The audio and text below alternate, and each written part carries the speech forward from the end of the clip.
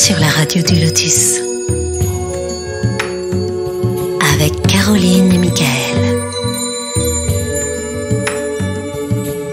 La radio du Lotus, on l'écoute partout dans le monde. Bonsoir à toutes et à tous, vous êtes sur la radio du Lotus, Michael le Lotus au micro, accompagné de Caroline. Bonsoir Caroline. Bonsoir Mickaël et bonsoir aux auditeurs. Ça va, la Belgique? La Belgique sous la neige. C'est sympa ça, c'est bien. D'accord, j'espère que tout le monde va bien, que vous êtes bien installés pour nous écouter. N'hésitez pas si vous voulez vous connecter bien sûr sur le chat pour poser des questions à notre invité. Voilà Caro, je te laisse expliquer un petit peu. Donc voilà, donc il y a Hélène, il y a Priscilla, il y a Amanda, il y a Élise. Donc n'hésitez pas à nous rejoindre sur le chat. Donc l'adresse tlk.io/radio du Lotus, tlk.io/radio du Lotus, ou via l'email si vous voulez poser des questions à notre invité. contact@laradiodulotus.fr ou via l'application sous l'onglet contacts et vous posez vos questions et je relais durant l'émission. N'hésitez pas. Eh bien, ce soir, notre invitée s'appelle Marie-Pierre Mounière. Bonsoir Marie-Pierre. Bonsoir à tous les deux. Bonsoir. Bienvenue. Merci. Avant l'émission, je te demandais hors antenne comment tu nous avais connus et je me souviens plus et toi non plus, donc c'est que ça doit se faire comme ça. Je sais plus. Je sais plus du tout. C'est ça qui est marrant, c'est que les deux on se rappelle plus. Mais bon, on est là, donc c'est le principal en même temps. Voilà quoi. Donc Marie-Pierre, donc tu as écrit un livre qui s'appelle La clé est à l'intérieur aux éditions Marie-Pierre, tout simplement, parce que c'est toi qui étais délivrez-vous, c'est le nom de mon entreprise. Voilà, c'est ça, voilà.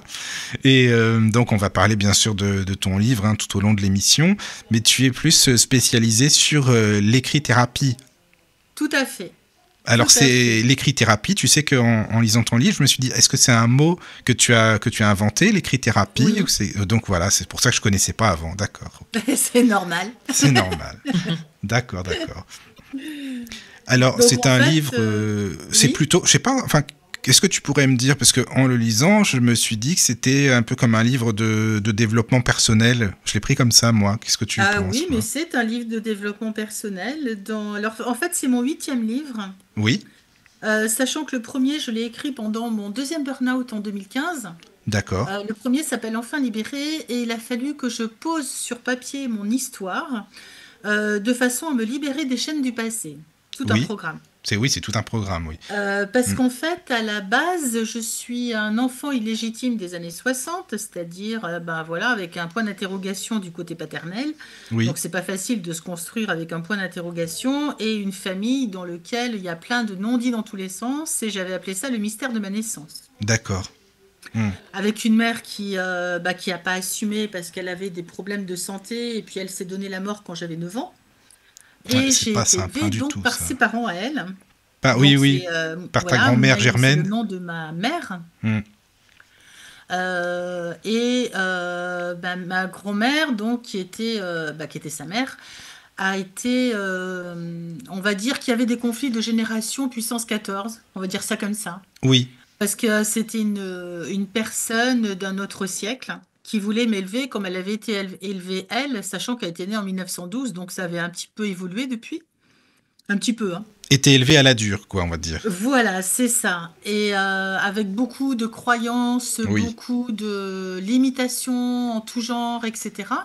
Et pendant les 3 premières années, comme elle avait tellement peur du jugement des autres, elle ne me sortait pas de l'appartement.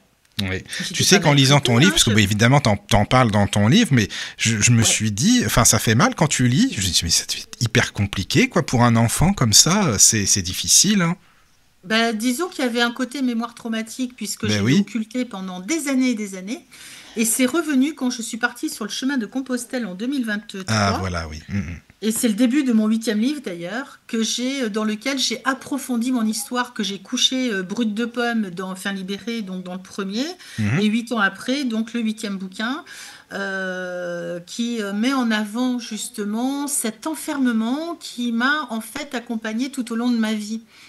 parce que je l'ai mis en avant sur le chemin de Compostelle, en fait. C'est là où j'ai vraiment compris qu'il y avait une histoire d'enfermement à travailler. Il était temps quand même, hein. Bah, tu sais, il est jamais trop tard 60 ans en plus même tard. temps. Non, mais ça va, c'est bien parce que ce chemin de Compostelle, ça t'a bien aidé en fin de compte, c'est ça, quoi. Ah oui, on a vécu des situations d'enfermement. Alors, mon amie qui était avec moi et puis son petit chien, bah, elle était tranquille. Elle a plus souffert sur le côté physique et moi, c'était vraiment Oui, l'émotionnel qui a pris le dessus. d'accord. Dans le sens où, à un moment donné, j'ai vu les montagnes, enfin, on est parti dans les Pyrénées, Mhm. les montagnes qui se rapprochaient et puis comme c'était en fin de journée et puis le temps commençait à être un peu orageux, il y avait le noir de l'orage, comme quand il y a un orage qui se prépare. Et j'avais l'impression que les montagnes se rapprochent. C'était une sensation assez horrible. Après, ça s'est calmé. Et à un autre moment, on s'est perdu dans la forêt d'Augeux. On est rentré dans la forêt, on a fait 15 km, un coup on monte, un coup on descend, un coup on monte, un coup on descend, pour se retrouver au point de départ. Et là, mon ego, que j'ai appelé Groseille, a paniqué.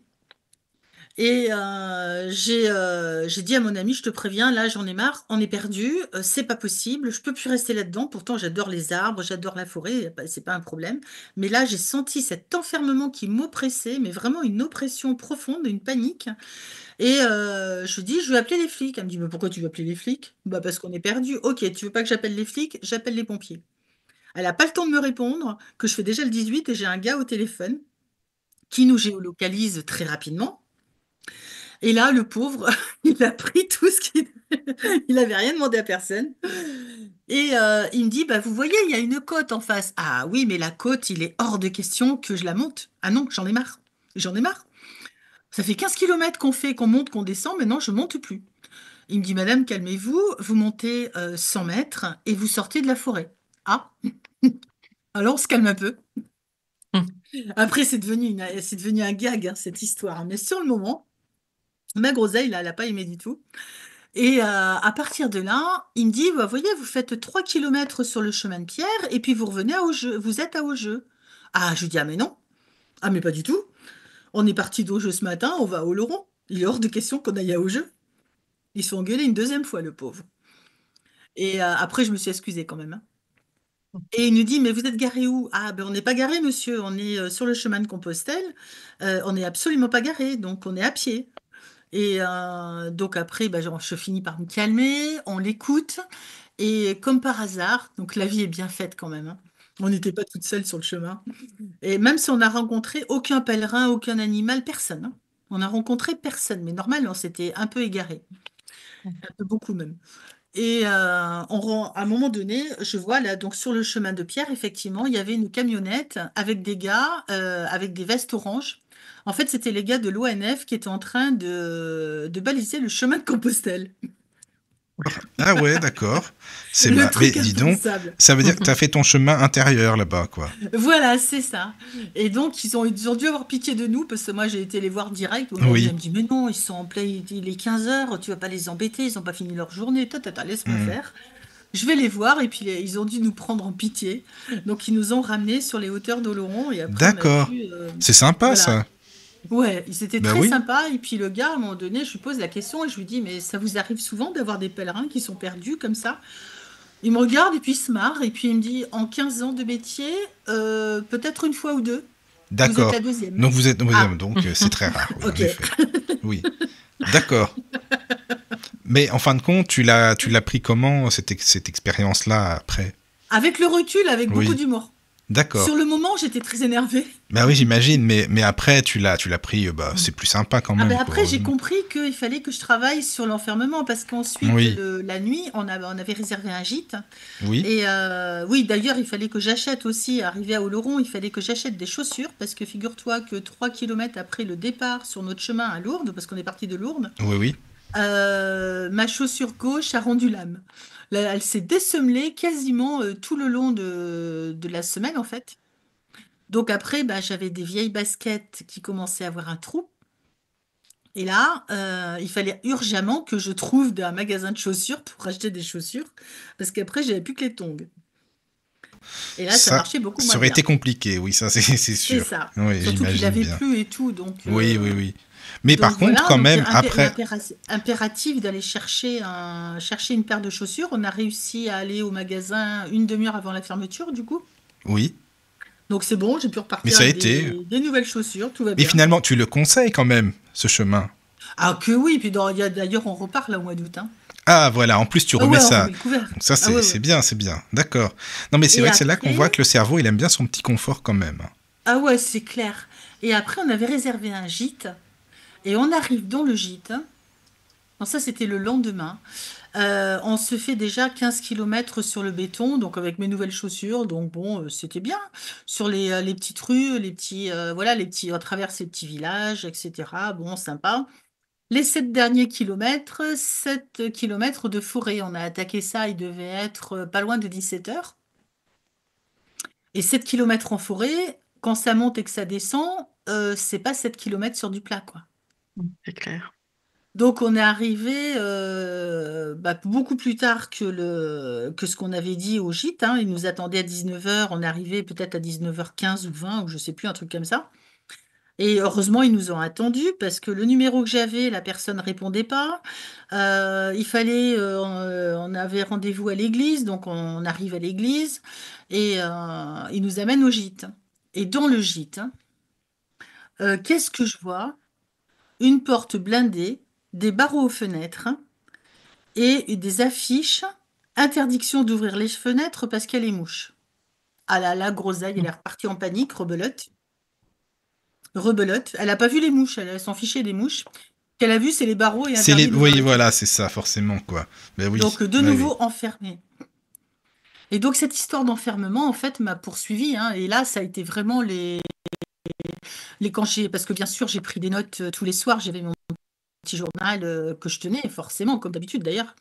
Mais là, encore plus sur le chemin avec tout ce qui se passait, tout ce qu'on a pu vivre. Mais après, c'est génial, quoi. On a eu des galères, mais on a eu des super moments aussi. C'est un moyen de se retrouver face à soi-même et face à ses peurs. Et là, j'étais en plein dedans. Hein. Et là, il a vraiment fallu aller regarder mes ombres. C'est pour ça que j'ai mis en sous-titre dans la clé à l'intérieur, j'ose éclairer mes ombres, grâce aux signes et aux synchronicités. Parce que là, les signes d'enfermement, ça voulait dire retourne à tes 0-3 ans. C'est ça, et comme par hasard, on avait fêté les 3 ans de ma petite fille quelques mois avant. Donc là, ça me ramenait pile poil à cet endroit, à ce moment-là, que j'avais bien sûr occulté. Parce que ça faisait trop mal, donc...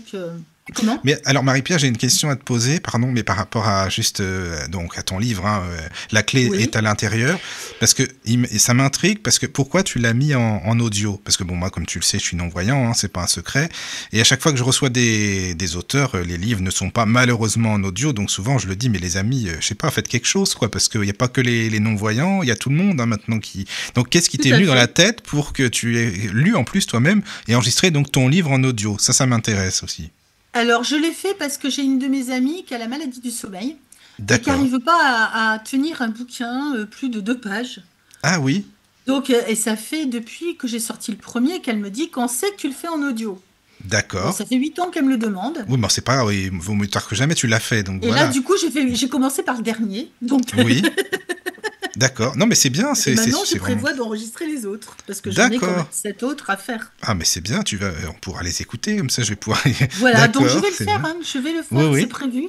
Non, mais c'est bien que tu fasses ça. Et en plus, ce qui est assez marrant, c'est que j'ai renoué avec une de mes tantes, donc la belle-sœur de ma mère. Oui. Que j'avais pas vue depuis pas mal d'années. Et j'ai renoué avec elle. Et comme par hasard, il lui reste 1/10 sur un seul œil. Elle a une DMLA et elle est quasiment aveugle aussi. D'accord. Donc du coup, ça m'incite en fait à continuer 2 fois plus. Oui, je comprends. Parce que le fait de l'avoir retrouvée et puis qu'elle soit dans ces difficultés-là, du coup, ça me pousse aux fesses en fait pour. Oui. Je comprends bien. Non, mais c'est ça qui est intéressant, tu vois, Marie-Pierre, parce que c'est vraiment très important ce que tu dis. C'est que souvent, c'est quand on connaît quelqu'un j'ai quelqu'un de la famille, j'ai un ami, j'ai une amie qui est concernée. C'est quand les gens sont concernés, là, ça rentre bien dans la tête, ils comprennent bien, tu vois. Et ça, c'est tout le temps comme ça, quoi. Et alors, je me dis, mais c'est bien, mais justement, il faudrait qu'il y ait qu'il y ait plus de livres en audio qui soient lus dans ce domaine-là. Donc ça me permet de nouveau demander aux auditeurs ou aux futurs invités ou aux invités, lisez les livres en fait en audio, quoi. C'est important, franchement. Ouais. Faut pas hésiter. C'est peut-être d'ailleurs une prestation que je rajouterai, mais il faut d'abord que je fasse les miens. Mais oui, t'as raison. Parce que c'est quand même long à mais faire. bien, oui, on se rend pas compte, mais c'est vrai que c'est long. C'est long. Mais quand c'est lu, c'est agréable après, vraiment. Donc voilà. Donc lisez les amis, enregistrez des livres, voilà, n'hésitez pas. Donc Marie-Pierre, ça me permet de passer la petite annonce aussi en même temps grâce à toi, tu vois, c'est bien. Bah voilà, bah écoute, je serais pas venue pour rien. non, mais c'est important, mais non, mais c'est vrai, c'est tellement rare, tu sais que voilà, il faut le dire quand c'est bien. Non, c'est important, oui. Je sais que dans les autres pays, c'est quand même plus développé le livre audio, bah Audiolib déjà. Mais Par contre, je suis en partenariat là maintenant avec la bibliothèque sonore de Dax. Ah oui, ça c'est bien. Que j'ai rencontré il y a pas longtemps.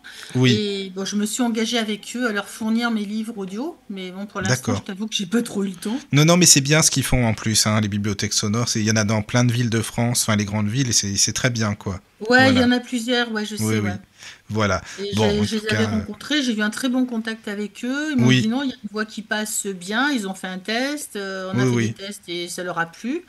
Et bon, par contre, ils ont des exigences techniques, donc il faut que je reprenne. Ça, c'est vrai, mais moi aussi j'en ai, mais quand même.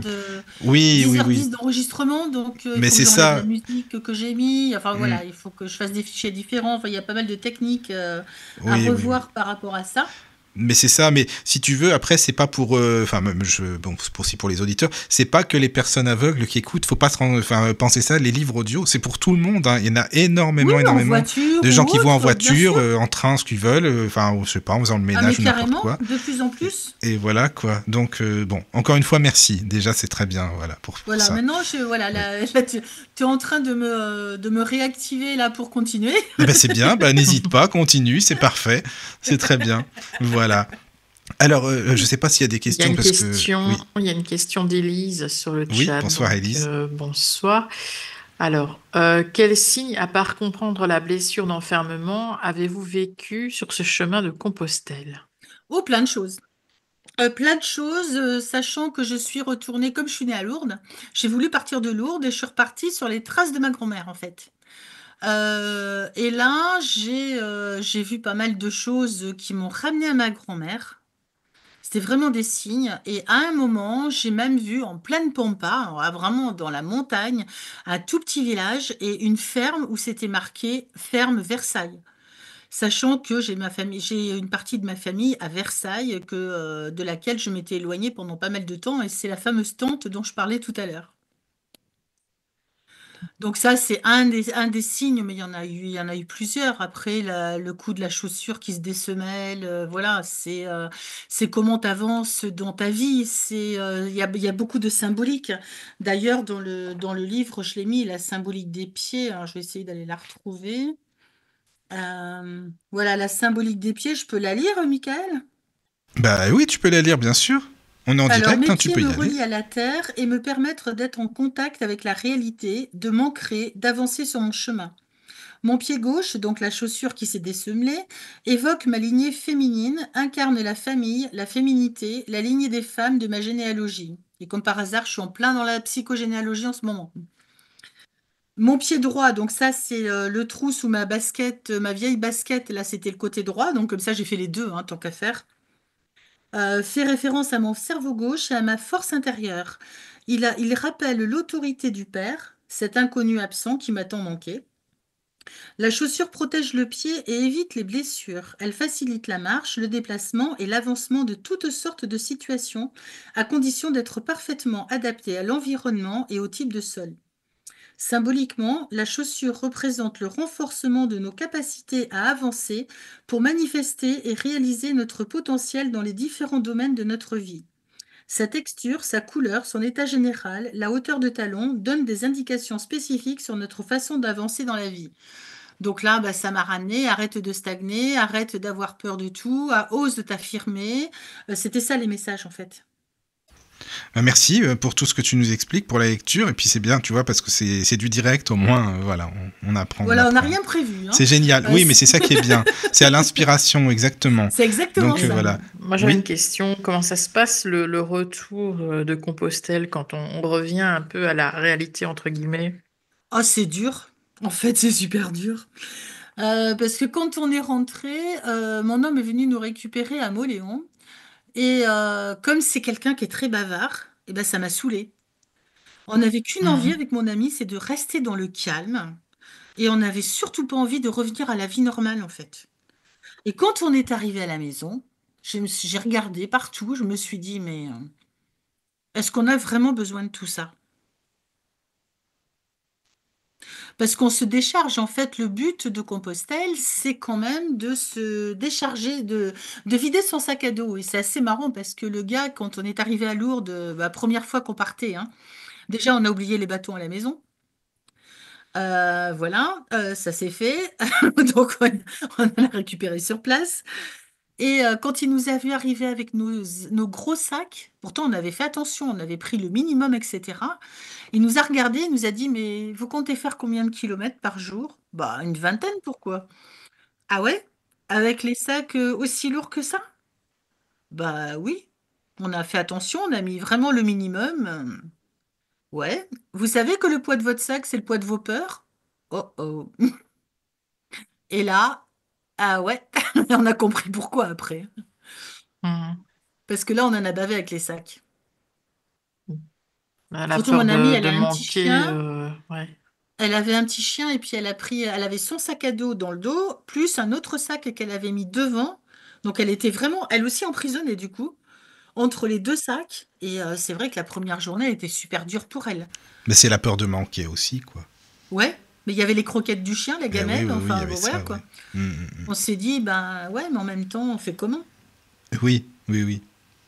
Mais bon, c'est une belle expérience quand même, c'est le principal, quoi, déjà. C'est une super voilà. belle expérience, mais bien. là, c'est bien gravé ce qu'il nous a dit. Le poids de votre sac, c'est le poids de vos peurs. Oui, Allez, justement, okay. C'est ça. Et toi, tu le penses maintenant vraiment, quoi. Tu le oui, ressens comme mais ça. carrément. D'accord. C'est un moyen de s'alléger de tous les fardeaux, en fait. Oui. Donc le sac est très représentatif. Les chaussures nous permettent de voir, de comprendre comment on avance dans la vie. Et le sac, c'est est-ce qu'on peut pas l'alléger, quoi? Est-ce qu'on peut l'alléger avec les blessures du passé, avec les croyances limitantes, avec les peurs, avec tous les freins qu'on se met, hein, parce qu'on est super doué avec nos autosaboteurs, etc. Et si on saupoudre un petit peu avec la généalogie par-dessus ou le karmique, bonjour les dégâts, quoi. C'est vraiment le fait de s'alléger avec dans le tous les sens du terme. transgénérationnel et tout le bazar en plus, alors là. C'est ça. Ben oui, c'est ça, quoi. Ben, c'est vrai que tu en parles beaucoup de tous ces sujets là dans ton livre, donc avec, comme tu le disais, ton enfance qui n'a pas été simple avec ta grand-mère, et tu appelles, c'est quoi l'enfant intérieur honteux? Pour moi, je me suis toujours considérée comme un enfant de la honte. Ah, c'est ça, parce que tu en Et ça, parles c'était lié à ma beaucoup. grand-mère, à ses croyances, parce qu'elle a elle a été élevée, j'ai envie de dire, avec des œillères, et sans parler de religion, mais vraiment très catho, avec tout ce qui va avec. D'accord. Toutes les croyances qu'on peut inculquer, et et justement, en allant sur le chemin de Compostelle, j'ai compris. Alors ça s'est pas fait tout de suite, juste après, ni pendant. Ça s'est fait bien plus tard, après avoir écrit le bouquin. Parce que dans ce livre, j'ai voulu en fait reprendre les différents domaines de ma vie, regrouper les expériences et les acteurs que j'avais rencontrés sur mon chemin pour en tirer les messages que voulait m'envoyer la vie. Tout un programme. D'accord, donc, oui, c'était voilà. L'Enfant libéré, le premier livre, mais bien décortiqué. Et ensuite, une fois que j'ai envoyé le livre chez l'imprimeur, là, j'ai dit à une de mes clientes, bon, maintenant, ça y est, c'est bon, cette histoire-là, il y en a ras-le-bol, maintenant, stop, on passe à autre chose. Ouais. Sauf que, non. Quand il y a des reliquats, on y retourne.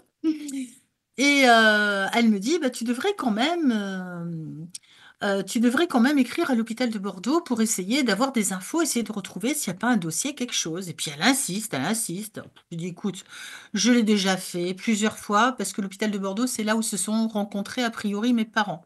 D'accord. Ma mère était infirmière et apparemment lui était chirurgien. Oui, donc tu aurais pu avoir des infos, quoi. Pourquoi pas. Et puis je lui dis, bah, écoute, si tu veux, comme elle insiste, je lui dis, écoute, je veux te faire plaisir. Je prends dans mon ordinateur une lettre que j'avais faite il y a 3 ans.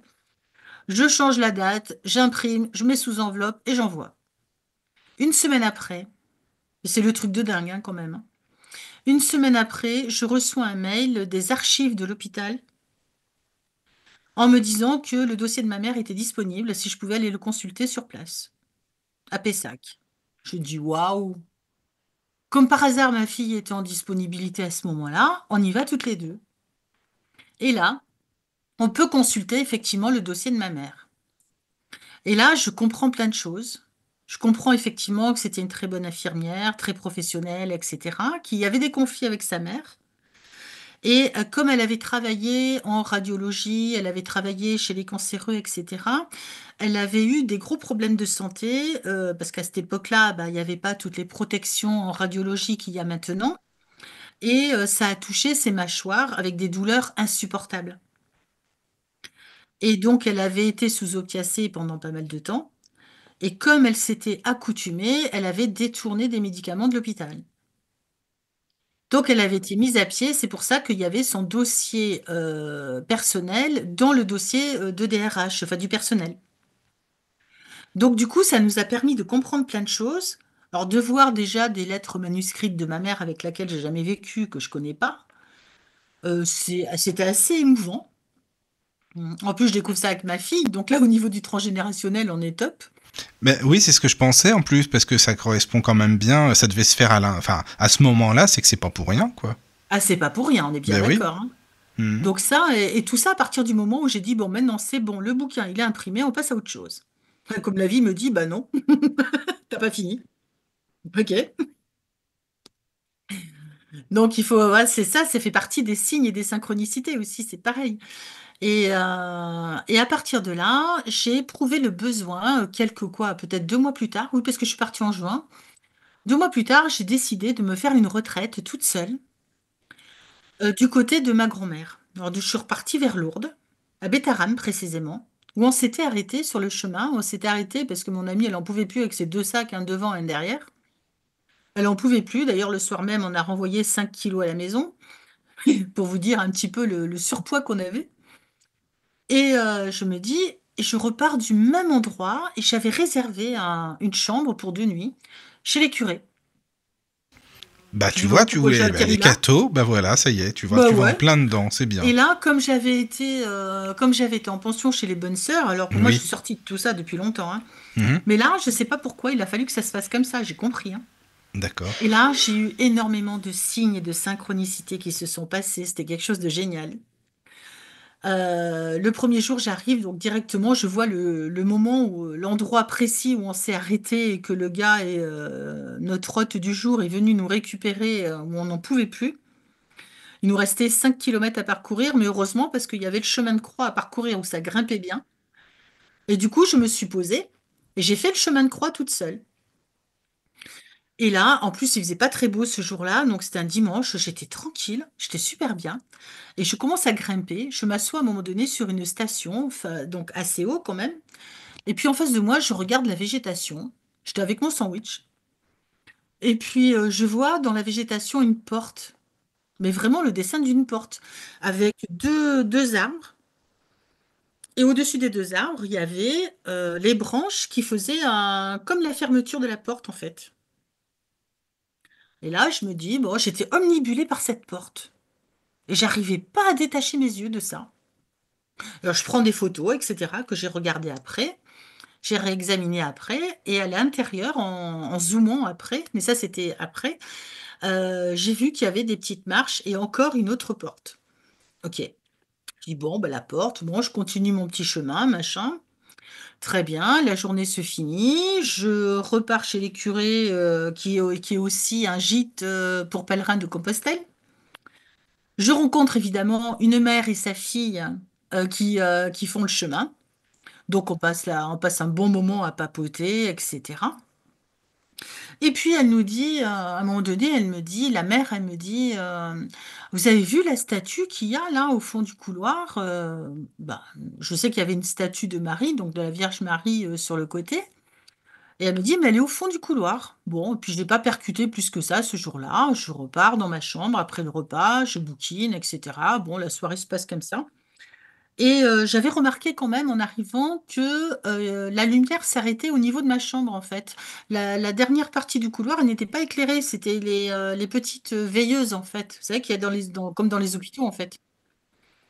Je trouvais ça assez marrant. Bon. Et donc et le lendemain, je décide d'aller, alors là, quand on a la blessure d'enfermement, je décide d'aller visiter les grottes de Bétharram. J'allais te le demander si tu les avais visitées, donc c'est très Ouais. bien. Voilà, Ah c'est mais ça. alors là, je peux te dire que sur le chemin, un coup j'y vais, un coup j'y vais pas, un coup j'y vais, un coup j'y vais pas. La trouille, hein, mais D'accord, c'était... vraiment Ah la oui, c'était peur. ça. Ah ouais, d'accord. Ah oui. Ah oui. Bah ouais, moi l'enfermement, j'aime pas être enfermée, quoi. Un ascenseur, un avion, j'aime pas Ah ça. oui, c'est vraiment à ce point-là, quoi. C'était ça, quoi. Ah oui, oui, oui, oui. Et puis alors là, les barreaux aux fenêtres avec le gîte, enfin Oui, bon, oui, voilà, quoi. oui. Et, Mais les et grottes, quand puis, même. Hein. sachant que quand j'étais gamine, j'ai été en nourrice aussi, et à chaque fois que j'avais une énurésie, parce que bah, le manque affectif du père, etc., Oui. à chaque fois qu'il y avait un pipi au lit, bah, c'était le lit de camp dans le garage tout noir, Ah avec oui, des bruits d'accord. bizarres. Ah bah oui, donc forcément, Donc forcément, ça, c'est la sûr que peur ça... du noir, Ça aide l'enfermement, pas. on fait partie de ma vie en fait. Oui, oui, je comprends. Et donc là, je me dis, non, t'y vas. T'as promis à ta fille, t'as promis à ton mec, t'y vas. Quand même. Allez hop. Je dis, bon, ok, je passe un contrat là-haut. Si j'arrive avant 11h30, parce qu'il fallait arriver à 11h30, c'est que c'est bon. Sinon, j'y vais pas. Et je suis arrivée à 11h29. Pile comme il fallait. Donc c'est bon. Et là, qu'est-ce que je vois? Je vois un guide qui arrive et qui me dit, ah ben vous serez la dernière de la matinée, allez m'attendre près du bus. Et puis là, je vois une trentaine de personnes. Je dis, bon, bah, tu vois, il y a des enfants. Tu vois, je me parle à moi-même, Oui, hein. c'est Je parle à ça. mon ego. Tu seras en sécurité quand même, quoi. Voilà, je dis, attends, il y a des enfants, il y a plein de gens, t'es pas toute seule. Ben oui, voilà. Allez, t'y vas, tu sors de ta zone de confort, c'est bon, quoi. Il va rien se passer de plus. Tu seras contente de l'avoir fait. Alors, on prend le bus, il nous amène il y avait une méga côte encore à monter. Heureusement qu'on y était en bus, hein, parce que c'était chaud. Et on arrive donc à l'entrée de la grotte. Je prends mon billet, et puis à un moment donné, je tends mon billet, et puis je lui dis, si on est claustro, il se passe quoi? Ah, tu Il lui me as dit, dit vous ça? inquiétez pas, s'il y a le moins de problèmes. Comment? Tu lui as dit ça? Ah oui, oui, je lui ai dit ça, ouais. Il me dit, mais rassurez-vous, s'il y a le moindre problème, on a un plan B, vous venez me voir. Non, non, non, il n'y aura pas de plan B. Non, non, je vais assumer, tout va bien aller. La fille quand même déterminée malgré tout. Oui, quand même. Mais c'était quand même une dualité intérieure là, c'était chaud patate, hein. Et donc du coup, puis il nous annonce qu'on va descendre 80 mètres sous terre, à peu près 411 Ah ben oui, il le dit forcément, quoi. Oui, oui, oui, Ouais, oui, bah, c'est des ça. grottes en même temps. Ben oui, c'est ça, Mais forcément. après, c'est magnifique. C'est vraiment Ouais. très très beau. Et à un moment donné, on passe dans des... Alors, il y a des endroits, c'est super bien éclairé, elles sont bien éclairées, donc ça va. D'accord. On passe dans des grandes pièces, en fait, bon, ça va. J'ai l'impression à un moment donné de voir la statue de Marie. Oui. Je dis bon. Mais en même temps, je suis née à Lourdes, donc je suis assez proche d'elle. Mais après, il y en a d'autres qui l'ont vue, hein, donc c'est pas que Ah mon oui, mental. c'est vrai. Oui, il y a ça aussi. Donc, je Et comprends. puis donc, on commence à descendre. Et puis au fur et à mesure qu'on descende, il fallait attendre le guide pour allumer les lumières pour aller plus loin. Et là, quand je vois les trucs noirs, là, comme ça, j'étais pas très sereine quand même. D'accord. Puis à un moment donné, on passe dans une faille. La faille, elle fait 80 mètres de haut quand même. Et c'est la limite. Donc c'est une faille naturelle qui est dans la montagne, entre le 64 et le 65. Donc vraiment, qui divise les deux Pyrénées, en fait. Les Pyrénées orientales et les Pyrénées... Ah oui. les Hautes-Pyrénées et D'accord. les Basses-Pyrénées, en fait. Donc ça, c'était quand même assez impressionnant. Mais je me dis, bon, en regardant en l'air, ça va. Et puis après, je garantis qu'une fois qu'on est sorti avec le petit train et que j'ai vu le soleil et le ciel bleu, là, j'ai fait ouf. Ben, quand même, oui, mais puis c'est sympa aussi. Après, c'est Ça magnifique, change, hein. quoi. Ben oui. Enfin, moi, ça fait très longtemps, hein, je l'avais fait aussi, mais j'ai trouvé ça... Bon, j'étais petit, quoi, mais j'ai trouvé ça sympa, quoi. Ça change. Ouais, et puis c'est bon. chouette, ouais. Franchement, c'est chouette. Après, avec le recul, je suis très contente de l'avoir fait, hein. Oui, bah oui, oui, bah je comprends bien. Hein. Alors, je sais pas Alors, il y a une question d'Hélène. Oui. Coucou, Hélène. Est-ce que l'écrithérapie consiste à écrire le livre de sa vie? Alors, l'écrit-thérapie, Ah, c'est plein de choses en fait, parce que ça, c'est un terme que j'ai trouvé pour regrouper deux métiers que j'ai créés en un. C'est-à-dire que quand j'ai publié mon premier livre au printemps 2016, donc après mon burn-out, je l'ai écrit pendant mon burn-out en 2015 et fin 2015, et je l'ai publié au printemps 2016 et j'ai démarré mon métier d'écrit-thérapeute. Et comme j'ai comme mentor Lise Bourbeau, donc j'ai beaucoup travaillé sur les blessures depuis 2009, hein, sur les blessures, les croyances, etc., tout ce qui peut nous freiner, les autosaboteurs et compagnie. Et j'ai commencé donc à proposer aux personnes ce que je faisais un peu gratuitement à droite à gauche autour de moi, à poser des mots sur les mots en séance individuelle. J'ai monté des ateliers d'écriture aussi, enfin, des ateliers d'écrit-thérapie parce que c'est vraiment axé sur l'enfant intérieur que j'ai vraiment approfondi l'année dernière pendant une formation, parce que je suis tout le temps en continuelle formation, moi, hein. Et comment dirais-je? Et ensuite, comme j'étais assistante bureautique et de direction dans une autre vie, que j'ai fait aussi de la formation bureautique, que j'aime la mise en page et j'aime la bureautique, et ben, j'ai continué d'écrire puisque La clé est à l'intérieur est mon 8e bouquin, j'en ai 7 entre les deux. Enfin 6 entre le premier et le 8e. Et j'ai eu des personnes qui ont commencé à me demander comment on faisait pour écrire un bouquin. Donc j'ai lancé depuis 2018 à peu près mes accompagnements aussi à écrire son histoire, à coucher son histoire sur le papier, parce que notre histoire, c'est notre force, c'est une de mes devises. Et tout ce qu'on a vécu, c'est jamais pour rien. Et le coucher sur papier, ça a plusieurs intérêts. Déjà, bah, de transmettre, de laisser une trace à sa famille, de se libérer émotionnellement. Moi, ça a été ça, ma thérapie, hein. Ma thérapie est toujours passée par l'écriture, même si j'ai fait plein d'autres choses, mais l'écriture fait partie de ma vie depuis toute petite, hein. Comme je pouvais pas l'ouvrir, bah, j'écrivais, au moins la feuille blanche. Elle accepte tout ce qu'on peut lui dire, elle va pas juger, elle va pas critiquer, elle est OK, elle, hein. Donc, effectivement, c'était quoi la question déjà? C'était par rapport à l'écriture d'un livre? Est-ce que l'écrit-thérapie consiste à écrire le livre de sa vie?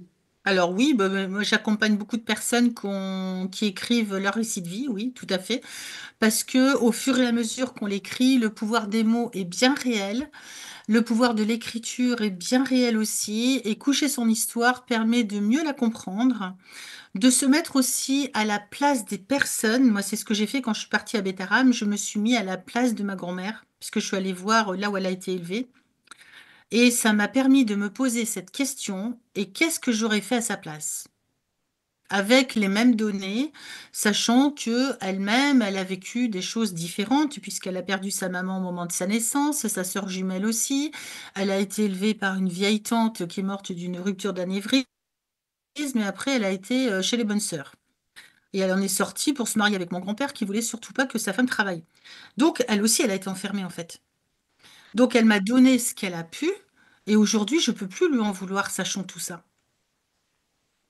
Et Hmm. de le fait de coucher mon histoire, ça m'a permis déjà, dans un premier temps, de cracher ma colère, entre guillemets, hein, même si je la travaillais de d'autres façons différentes, de me libérer de tout ça, de me libérer de cette histoire, pour pouvoir revenir à moi-même, à mon authenticité, à oser accepter la personne que je suis, à récupérer ma propre identité. Parce que moi, j'avais un gros problème d'identité, forcément, avec un point d'interrogation, bah, c'est compliqué. Je me suis aperçue en plus que dans ma généalogie, du côté de mon grand-père, eh ben, il y a tous les hommes, ils sont tous renommés.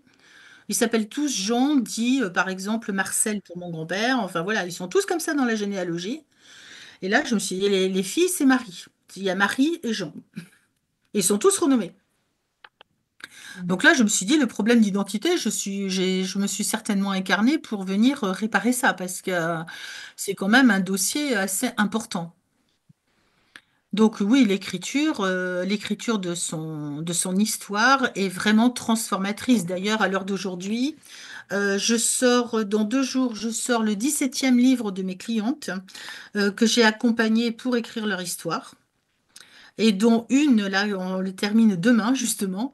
On en parlait avec Michael tout à l'heure, qui a vécu des violences conjugales pendant 18 ans, et qui s'est retrouvé à frôler la mort puisque son ex-mari lui a, comment dirais-je, zigouillé un petit peu toute la joue en plein centre commercial en 2015. C'est marrant parce que c'est l'année où j'ai fait mon burn-out, mais enfin bon, enfin c'est marrant. C'est une drôle de synchronicité, mais bon, c'est comme ça. Et donc, elle a écrit son histoire, et là, ça a été quand même assez compliqué, et ça a surtout été une vraie thérapie pour elle aussi, où elle consultait quand même des psychologues, etc. Elle était quand même suivie médicalement, parce que des grosses problèmes mémoire traumatique, énormément. Donc, il y avait des choses qui avaient du mal à remonter à la surface, etc. Donc, moi, je l'ai accompagnée sur ce terrain-là. C'est là où mon métier est intéressant parce que je cumule le côté thérapeutique de l'écriture pour aller vraiment chercher en profondeur et libérer toutes les chaînes du passé, de façon à pouvoir coucher son histoire, la comprendre et s'en libérer vraiment. Et c'est exactement le processus qui s'est passé. On a passé quand même 3 ans, hein, sur son bouquin. Parce que, justement, par rapport à cette mémoire traumatique, c'était compliqué. Il y en a d'autres, ça va beaucoup plus vite, hein. Mais Oui, elle, mais là, c'est c'était, quand je crois même que un c'est le cas dossier qui lui particulier a... aussi, hein, faut dire. Ouais, Donc voilà, c'est quoi. vraiment l'histoire la plus Mm. compliquée que j'ai eu à accompagner. Oui, Franchement, là, c'est... oui, oui, oui. Et là, bravo à elle de le sortir, quoi, vraiment. D'accord, bah, merci pour la réponse. Donc voilà, je crois qu'il Avec y a d'autres plaisir. questions, il y a pas mal de questions. Alors, Hein, il y donc, a, mais tu y as, pardon, répondu quand même. Amanda demande en quoi l'écrit-thérapie diffère des autres formes d'écriture. Parce que l'écrit-thérapie est vraiment axée sur l'intériorité. On est vraiment toujours en introspection. On va vraiment fouiner à l'intérieur de soi. Au lieu d'aller chercher les réponses à l'extérieur, on va vraiment fouiner à l'intérieur de soi pour aller chercher les réponses de son petit enfant intérieur. C'est en ça que c'est différent des autres types d'ateliers d'écriture.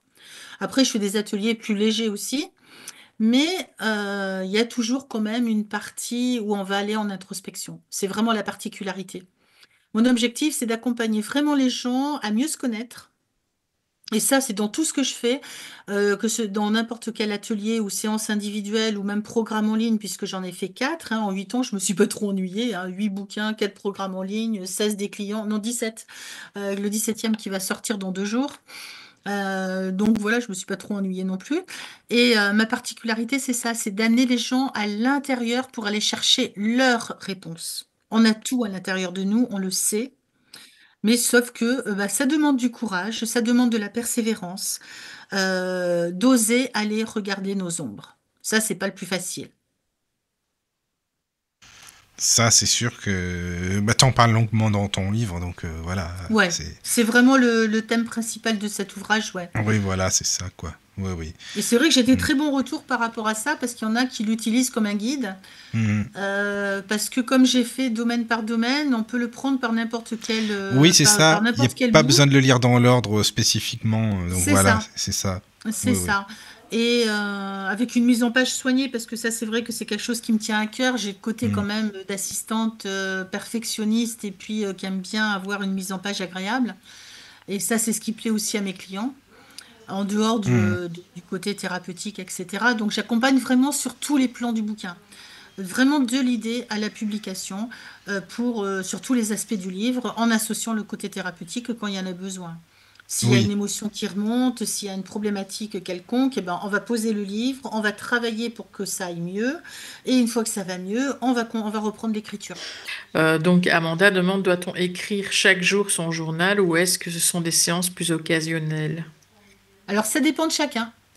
Alors, si je prends mon cas perso, parce qu'on peut parler que de ce qu'on connaît, moi, j'ai un journal intime, hein, que j'utilise quasiment tous les jours. J'ai aussi un journal des émotions, qui est un autre cahier à part. Alors là, je parle de petits journaux qu'on va tenir et on va écrire à la main. Parce que à la main, on a 7 fois plus de connexions neuronales qui vont se faire plutôt que sur un clavier. Évidemment, un livre, on va le faire sur un clavier, hein, bien sûr. Mais quand on écrit à la main, ça a cette puissance, le pouvoir des mots est tel que quand on se reconnecte à son enfant intérieur, les mots ils sortent tout seuls. Et quand on le relit après, eh ben c'est assez bluffant des fois. Ça permet aussi de conserver la mémoire parce que quand on relit ce qu'on a pu écrire il y a 1 an, 2 ans, 5 ans, 10 ans, et ben là, ça nous permet déjà de voir notre évolution et ça nous permet aussi de mieux comprendre notre histoire aussi. Parce que bien souvent, notre ego, la groseille, elle met le bazar et puis elle va nous emmener sur des chemins qui sont pas forcément idéaux, on va dire ça comme ça. D'accord. Alors, il y a Nadia qui fait un petit témoignage. Bonsoir Nadia. En rupture amoureuse et alors qu'il ne fallait pas que je contacte la personne, j'ai écrit toute ma façon de voir la situation et de la vivre, ainsi que tout ce que j'aurais voulu lui dire. Ça a été libérateur et m'a permis de ne pas remettre en place du lien qui ne m'aurait pas été bénéfique. Moins d'1 mois d'écriture salutaire. Ça, c'est bien. Et Merci le pour ton pouvoir des mots, témoignage. ça c'est génial. Oui, c'est vrai, c'est bien ça. Oui, Ouais, oui. merci pour ce témoignage. Ah oui. Et alors, il y a Hélène qui demande c'est quoi regarder ses ombres? Ah oui, est-ce que tu pourrais c'est oser développer? aller regarder ce qui nous dérange. Oui, non, mais c'est bien, Hélène, merci pour ta question, parce que si tu veux vraiment développer et donner des exemples concrets, par exemple, oui, ça peut être bien, ça, c'est vrai. Donc, aller regarder ces ombres, c'est par exemple, moi, la peur du noir. Il a fallu que j'ose aller regarder ça. Alors, justement, c'est pas innocent si je prends ça, mais je l'ai pas fait exprès en plus. Mais comme je vous l'ai dit tout à l'heure, moi, j'avais cette mémoire cellulaire du garage noir sur mon lit de camp avec des bruits suspects, plus les odeurs de gasoil du monsieur qui était qui circulait en Solex en fait à l'époque. Et donc, il garait son garage dans son Solex dans le garage. Et moi, il y avait les odeurs de gasoil, plus des bruits suspects, plus le noir, etc. Et ça, pendant très longtemps, ça a été très, très compliqué. Et mes ombres, par rapport à ça, c'était les situations d'enfermement, les différentes situations d'enfermement. Où je me suis retrouvée, par exemple, quand je suis montée à Paris, j'ai rencontré un pervers narcissique avec lequel j'ai vécu pendant 18 mois. Et quand je l'ai rencontré, donc il m'a éloigné, bien entendu, comme tout pervers sait le faire, de tous les gens que je connaissais. Je me suis retrouvée avec lui dans un studio dans le 5e arrondissement, un studio au fond d'une cour avec une seule fenêtre et des barreaux aux fenêtres. Là, j'aurais dû comprendre, mais j'ai pas compris. Mais c'est après, avec la rétrospective, une fois que j'ai regardé toutes les situations, et ouais, et c'est ça, oser aller regarder nos ombres, c'est oser aller regarder nos peurs, oser aller regarder nos croyances. Attends, excuse-moi Marie-Pierre. Regarder nos saboteurs. Je te coupe juste parce que moi je suis curieux et puis t'es pas obligé de répondre non plus parce que c'est comme tu parlais du pervers narcissique à qui t'es resté. Comment t'as fait pour t'en séparer finalement? Tu t'en es rendu compte comment? Ça a été compliqué. Je suis partie chez les flics. Ah oui, d'accord. J'ai attendu qu'ils partent au boulot. Je suis allée avec les flics récupérer mes affaires et là je suis partie. Non, parce qu'il paraît que c'est très compliqué justement. C'est très compliqué, oui. Mais j'avais pas d'enfant avec lui. Oui, c'est bien. Parce que souvent c'est la monnaie d'échange. Oui, je comprends, c'est bien ça. C'est le chantage. Là, ma cliente qui a vécu 18 ans, elle avait 2 enfants avec lui.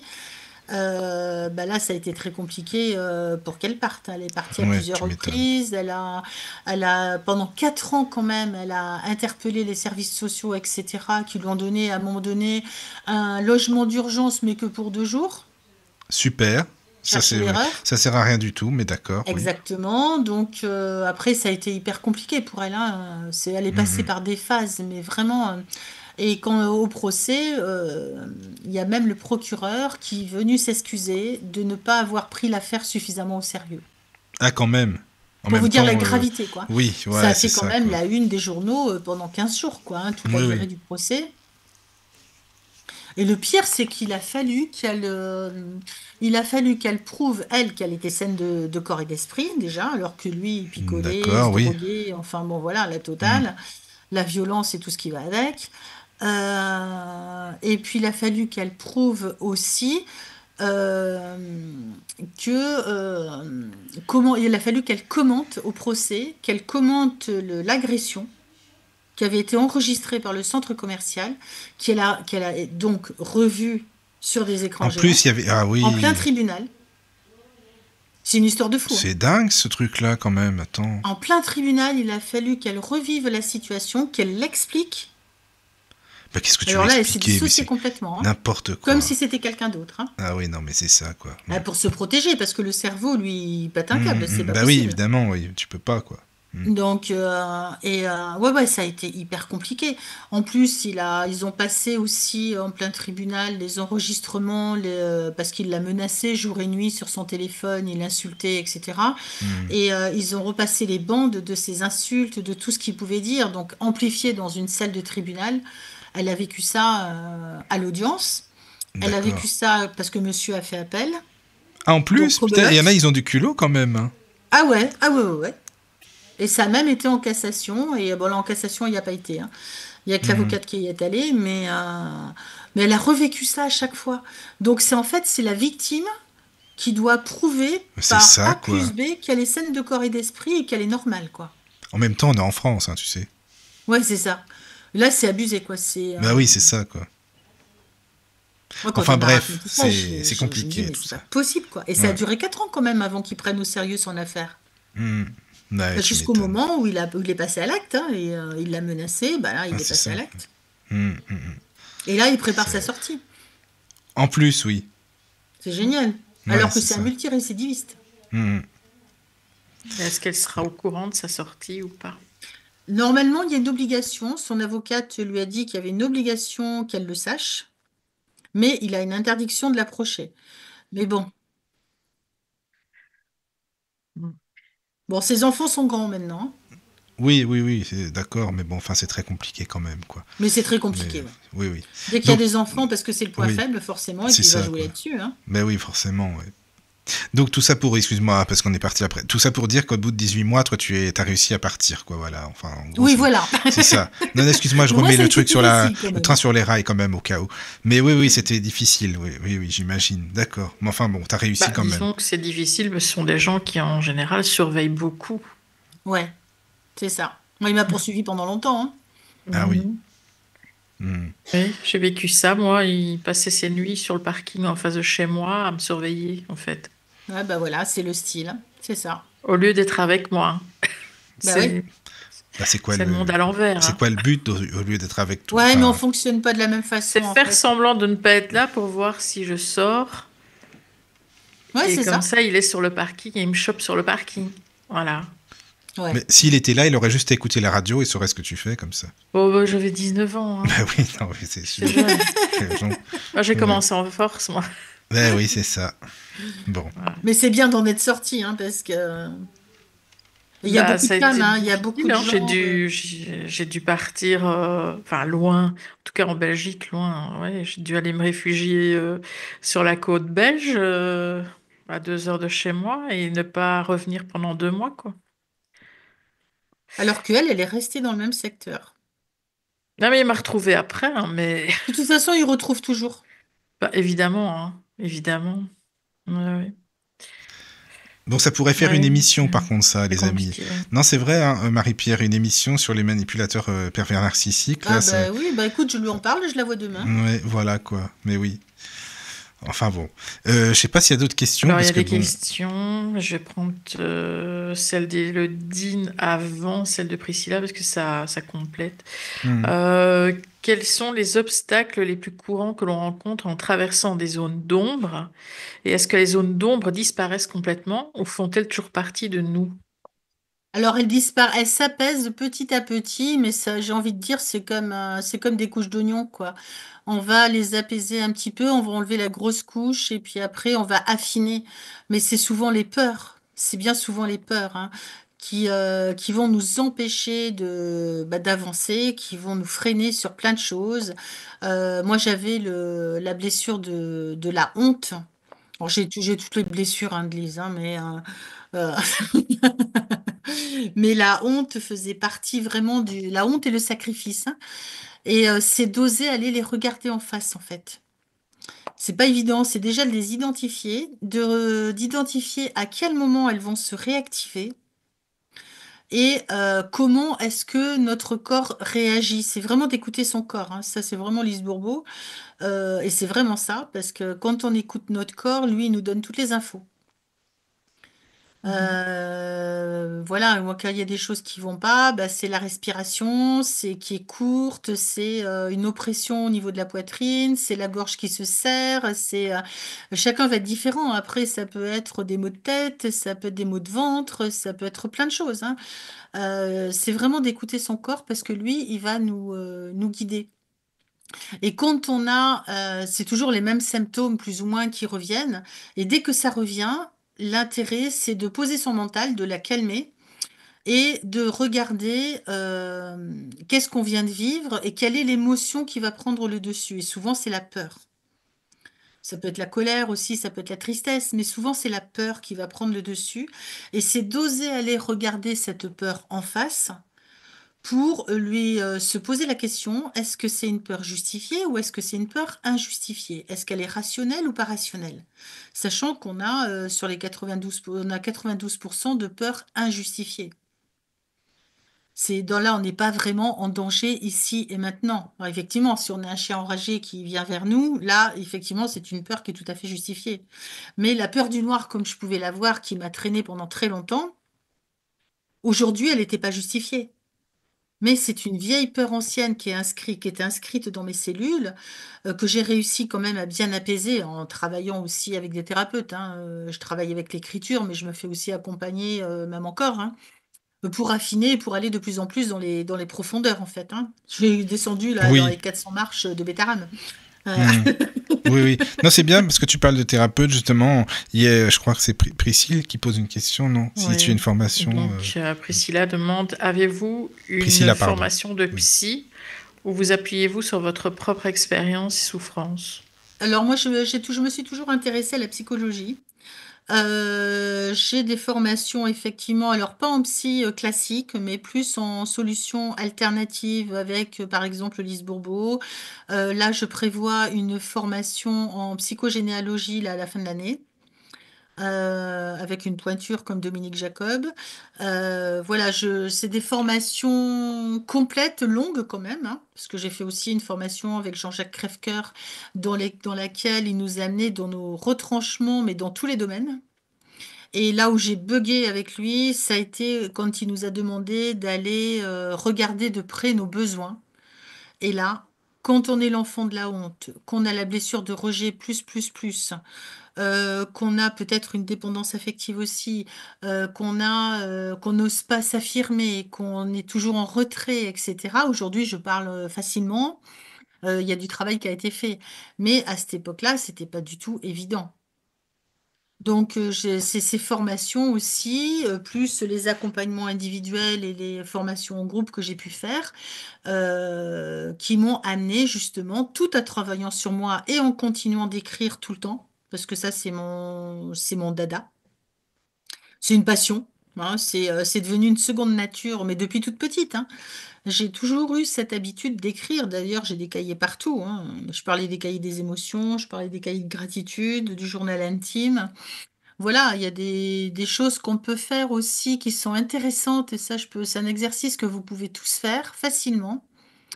Vous mettez un cahier sur votre table de nuit avec un stylo. Mettez-en deux au cas où le premier tombe en panne. C'est du vécu.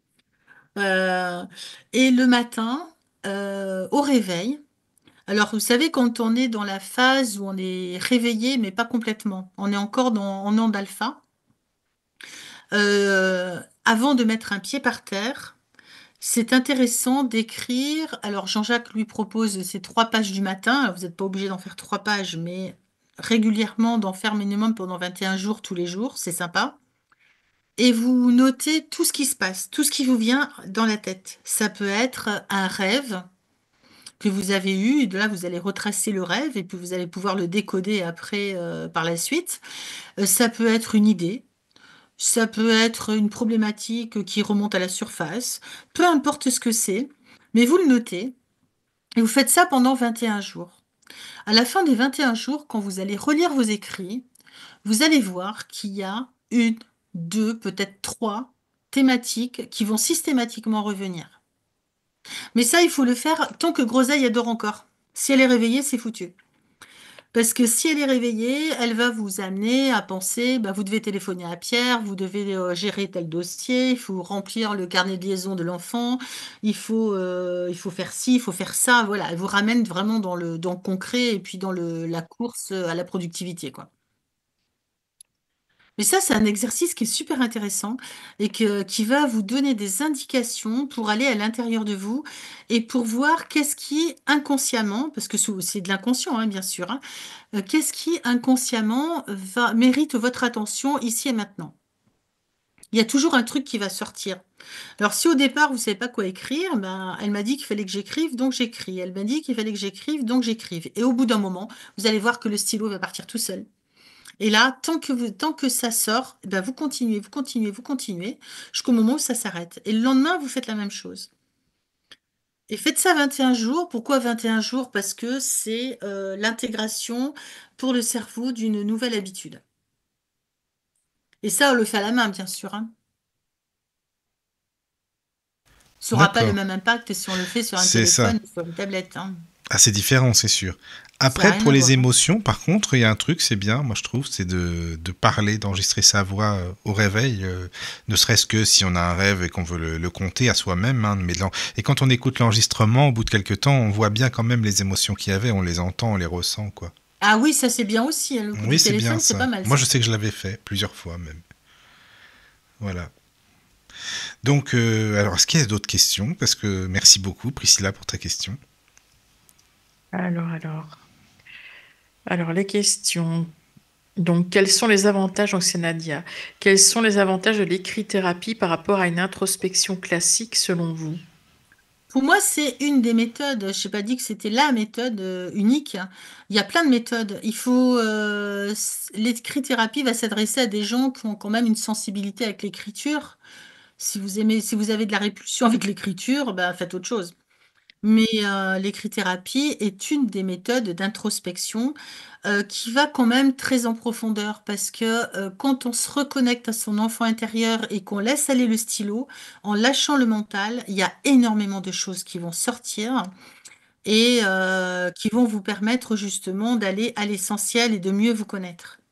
Alors, il y a une question de Priscilla. Pourriez-vous dire que les peurs que vous évoquez sont les résonances de traumas vécus dans l'enfance? Ah oui, bien Ah bah sûr, justement, sans tu aucun sais, doute. est-ce que tu peux, parce que bon, tu expliques très très bien dans ton livre en détail, mais est-ce que tu peux donner quand même des exemples concrets par rapport à ta vie, même si tu en as parlé un peu tout à l'heure, mais la peur de l'abandon, la peur du rejet, enfin voilà, est-ce que tu peux expliquer justement? Bah, disons que la blessure de rejet, moi, est très importante dans le sens où bah, j'ai été rejetée par mon père puisqu'il m'a pas reconnue. Tout simplement, j'ai appris après, par la suite, par d'autres méthodes, qu'il était marié et papa lui-même de 2 enfants. Donc, il n'a pas voulu mettre en danger sa vie pour épouser ma mère ou même rester avec elle et puis m'élever. Donc, il a préféré ne pas me reconnaître. Donc, le rejet a été vraiment au centre de ma vie, mais pas que.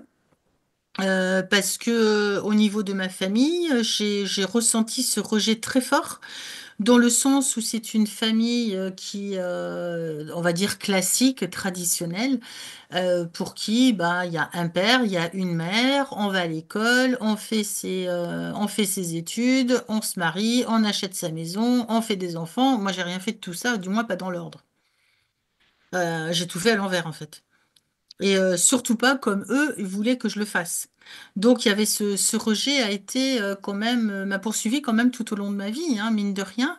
Puis la blessure d'abandon de ma mère aussi, puisque elle m'a pas élevée, elle m'a confiée à ses parents. Après, j'ai su, encore une fois, qu'est-ce que j'aurais fait à sa place. Voilà, ça c'est l'éternelle question que je vous conseille d'utiliser pour répondre à quand vous êtes en conflit avec quelqu'un de votre famille. Qu'est-ce que j'aurais fait à sa place? Votre famille ou autre, hein. Ouais, mais c'est pas mal, ça, c'est bien, t'as raison, c'est vrai, faut y penser. Ouais, mais ça, c'est vrai qu'à partir du moment où je me commençais à me poser cette question-là, mais ça m'a permis de faire la paix avec ces personnes-là, Oui. alors que j'avais une colère, mais rouge, rouge tomate, quoi. Et j'en voulais à ma grand-mère, alors qu'elle a fait ce qu'elle a pu en même temps. Et elle me disait tout le temps, t'as de la chance, t'as pas été à l'orphelinat. Oui, bon, sympa. Donc là, le rejet, on le prend de plein fouet quand même. Bah là, carrément, quoi. c'est sûr. Donc, un petit peu d'humiliation aussi quand même, et la Hmm. honte. Moi, je vivais dans la honte en fait. Moi, même à l'école et tout, voilà, j'osais pas me mélanger aux autres. J'étais toujours en retrait, j'étais toujours avec mon cahier au fond de la cour. Hmm. Je me mêlais pas aux autres en fait. Je me rejetais moi-même en fait. Oui, c'est ça, quoi, finalement. D'accord. Mais comment on peut... bah, après, il y a le pardon, enfin, travailler sur le pardon, justement. Ah, après, c'est la prochaine étape, ouais. Oui, c'est la prochaine étape. Voilà, c'est de calmer cette peur, de se mettre à la place de l'autre personne. Et quand on fait ça, on peut... Alors, bien sûr, le pardon ne va pas effacer le passé. Ce qui est passé est passé. On ne peut pas revenir dessus. Par contre, on peut changer la façon dont on regarde dont on regarde l'expérience ou dont on regarde l'histoire. Et qu'est-ce que ça m'a permis? En fait, c'est grâce à cette histoire-là, même si ça a été difficile, que je suis devenue la femme que je suis aujourd'hui et que je peux faire ce métier. Parce que j'aurais pas vécu ces galères, j'aurais pas pu faire le métier que je fais aujourd'hui. C'était pas possible. Bah déjà, je suis partie dans le secrétariat. Pourquoi? Pour garder le secret et se taire. Loyauté Ah, c'est familiale. pas mal, oui, ça, c'est vrai qu'en plus, oui, c'est vrai qu'il faut y penser, quoi. Hmm. Ça, c'est le langage des oiseaux que j'ai Non, mais découvert. t'as Oui, raison, c'est j'adore en vrai, fait. mais oui, faut y penser. On choisit pas un métier par hasard en fait. Hmm. Oui, oui. Et j'en avais marre de ce métier. Je l'ai fait par défaut. Moi, ce que je voulais, c'était aller dans le soin, aller dans le médical. Oui. Alors, j'y suis revenue d'une autre manière. Pas dans le Finalement, c'est ça, classique, quand même. comme ma famille, mais Mhm. d'une autre manière. Oui, oui, oui. D'accord. Alors, dis-moi, est-ce que tu pourrais nous parler du, parce que tu en parles un petit peu, mais du triangle de Karpman, le Alors, le bourreau, triangle de victime, enfin. Karpman, je me suis longtemps baladée dedans. Des fois, Mais j'y oui, retourne. c'est pour ça que je t'emmène un petit peu juste là pour que tu m'expliques un petit peu tout ça, quoi. Alors, le triangle de Karpman, c'est un triangle dans lequel on va se balader entre le bourreau, la victime et le sauveur. Alors, Hmm. moi, bien entendu, bien souvent, je me positionnais en sauveur. Ben oui, Parce que quand malheureusement. on a vécu des choses compliquées, qu'est-ce qui se passe? On va vouloir sauver la planète. Mais Mais oui. soit ses besoins à soi, on les oublie complètement. C'est d'ailleurs pour ça que je suis arrivée au burn-out. Mhm. Oui, mais alors attends, on veut sauver la planète aussi pour se rendre utile ou Mais oui, pour parce être qu'on a un tel besoin de de reconnaissance. Là, reconnaissance. ça m'a Oui, ramené à mes besoins. ouais, c'est ça, voilà, oui. Hmm. Ça m'a ramené à mes besoins que je voulais surtout pas voir et que Jean-Jacques m'a obligée à aller regarder Oui, vraiment en oui. face. Hmm. Regarder ses ombres, c'est aussi ça. J'osais pas aller voir mes besoins parce que moi, je méritais pas puisque j'étais l'enfant de la honte. Oui, Pourquoi forcément, est-ce que je quoi. devrais avoir des besoins et encore moins Mais y par contre, répondre? pour aider, tu étais là, quoi. Ah, mais pour aider, mais bien sûr. Et Hmm. même dans mon boulot, j'en faisais toujours beaucoup plus que les autres. Bon, ça n'a pas trop changé, ça. Euh, euh, Ah, moi, c'est l'inverse, en je étant délègue, payé hein. au Donc, minimum. ça, Caro peut te le dire. Je délègue, je délègue. Donc, ça, c'est. Je Voilà. confirme. Voilà. C'est- Mais en étant Mais. le sauveur, il y a un moment, on devient le bourreau. Si on Ah, décide bah, de ne par plus être le moment, oui. sauveur. Oui, exactement. Et on se balade en victime aussi, hein, des fois. Des fois, on va être le bourreau de quelqu'un qui est à côté, et ça peut être son conjoint, ou ça peut être ses enfants, ou peu importe. Mais on va se positionner en bourreau parce qu'on aura l'impression, c'est vraiment qu'une impression, d'avoir peut-être un peu de pouvoir. Et peut-être c'est un moyen pour nous d'avoir de la reconnaissance. Et d'ailleurs, les pervers narcissiques, ils se trouvent beaucoup là-dedans, hein, beaucoup dans le bourreau, hein. Et à la fois, c'est des victimes avant tout, hein, parce que c'est des écorchés vifs, hein, bien souvent. Justement, il y a une question d'Élodine sur le chat. Quelles blessures ont justement ces personnes manipulatrices? Bah souvent, j'ai envie de dire, elles peuvent toutes les avoir. Elles peuvent toutes les avoir et beaucoup le rejet et ce besoin de reconnaissance aussi. On peut tomber, mais là, c'est dans l'excès. Chez ces personnes-là, c'est quand même excessif. Et c'est des personnes qui se coupent de leurs émotions et qui sont incapables d'empathie. Ils peuvent pas avoir d'empathie pour qui que ce soit. C'est des psychopathes alors. C'est des psychopathes, oui, mais c'est ça. Mhm. Là, c'est vraiment une maladie, hein. Ah oui, là, c'est carrément Là, on n'est ça, plus dans quoi. le triangle de Cartman. Ah On oui, est oui, c'est ça. vraiment, c'est une maladie, hein. Hmm. Là, il faut Ben, aller voir un psychiatre, hein. on les a Oui. tous, ces blessures, à plus ou moins grande On les a échelle. tous, ou bien sûr, hein, on se balade entre tous, hein, puis on peut rajouter un petit coup de sacrifice aussi, parce que généralement, quand on est dans le mode sauveur aussi, on se sacrifie pour beaucoup de choses. On s'autorise pas, par exemple, à gagner de l'argent, on s'autorise pas à être heureux, on s'autorise pas à avoir des loisirs, on s'autorise pas à plein de choses, en fait. Mais ça, c'est simplement des croyances, en fait. Mais on Oui, peut vite retransmettre nos peurs à nos enfants, Ah parce que oui? moi, je comprends seulement certaines choses maintenant. Enfin, mes parents sont décédés, mais je comprends seulement certaines choses qu'a vécu ma mère, parce que je les vis d'une certaine manière à moindre échelle. Mais enfin, mais mon fils, il a 20 ans, ce qui veut dire que je les comprends seulement maintenant. Donc, j'ai pu lui retransmettre aussi, quelque Mhm. part. Bien sûr, mais on a tous retransmis. Moi, je sais que ma fille a vécu aussi l'abandon de son père, hein, quelque part, hein, parce qu'il s'est jamais occupé d'elle. C'est toujours moi qui ai été son pilier. Je suis partie, je l'ai quittée, elle avait 4 ans. Et même encore aujourd'hui, elle est maman elle-même, il connaît toujours pas sa fille. Donc, c'est assez compliqué quand même. Et effectivement, tant qu'on ne travaille pas, nous, sur nos blessures et sur les schémas qui se répètent dans la généalogie, effectivement, nos enfants vont trinquer. Alors que si on essaye d'apaiser les choses, en travaillant sur nous et en comprenant l'histoire familiale aussi, c'est pour ça que je me dirige aussi sur la formation de psychogénéalogie, pour justement affiner tout ça. Mais déjà, je le vois parce que quand je regarde ma petite fille avec son père, eh ben, il y a une relation très saine de père à fille. Donc je me dis, quelque part, avec toute la libération que j'ai pu faire, eh ben, je pense qu'elle peut en bénéficier. Elle en bénéficie puisque déjà, sinon, il n'y aurait pas cette relation qu'ils ont tous les deux. Mhm. Donc je me dis, c'est quand même chouette. Donc de le détecter et je leur transmets en même temps. Je leur explique. Puis à travers mes bouquins, je fais passer plein de messages, hein. Ben oui, mais ça saute en une génération en général, parce que le temps qu'on s'y intéresse et qu'on comprenne plein de choses, on arrive à la cinquantaine, quoi. Oui, bah oui, si c'est pas plus. Ouais, c'est ça. Mais bon, le tout, c'est d'y arriver. Il y en a qui commencent jamais, hein. Oui, oui, oui, ça c'est sûr. aussi, oui. C'est ça, quoi. D'accord.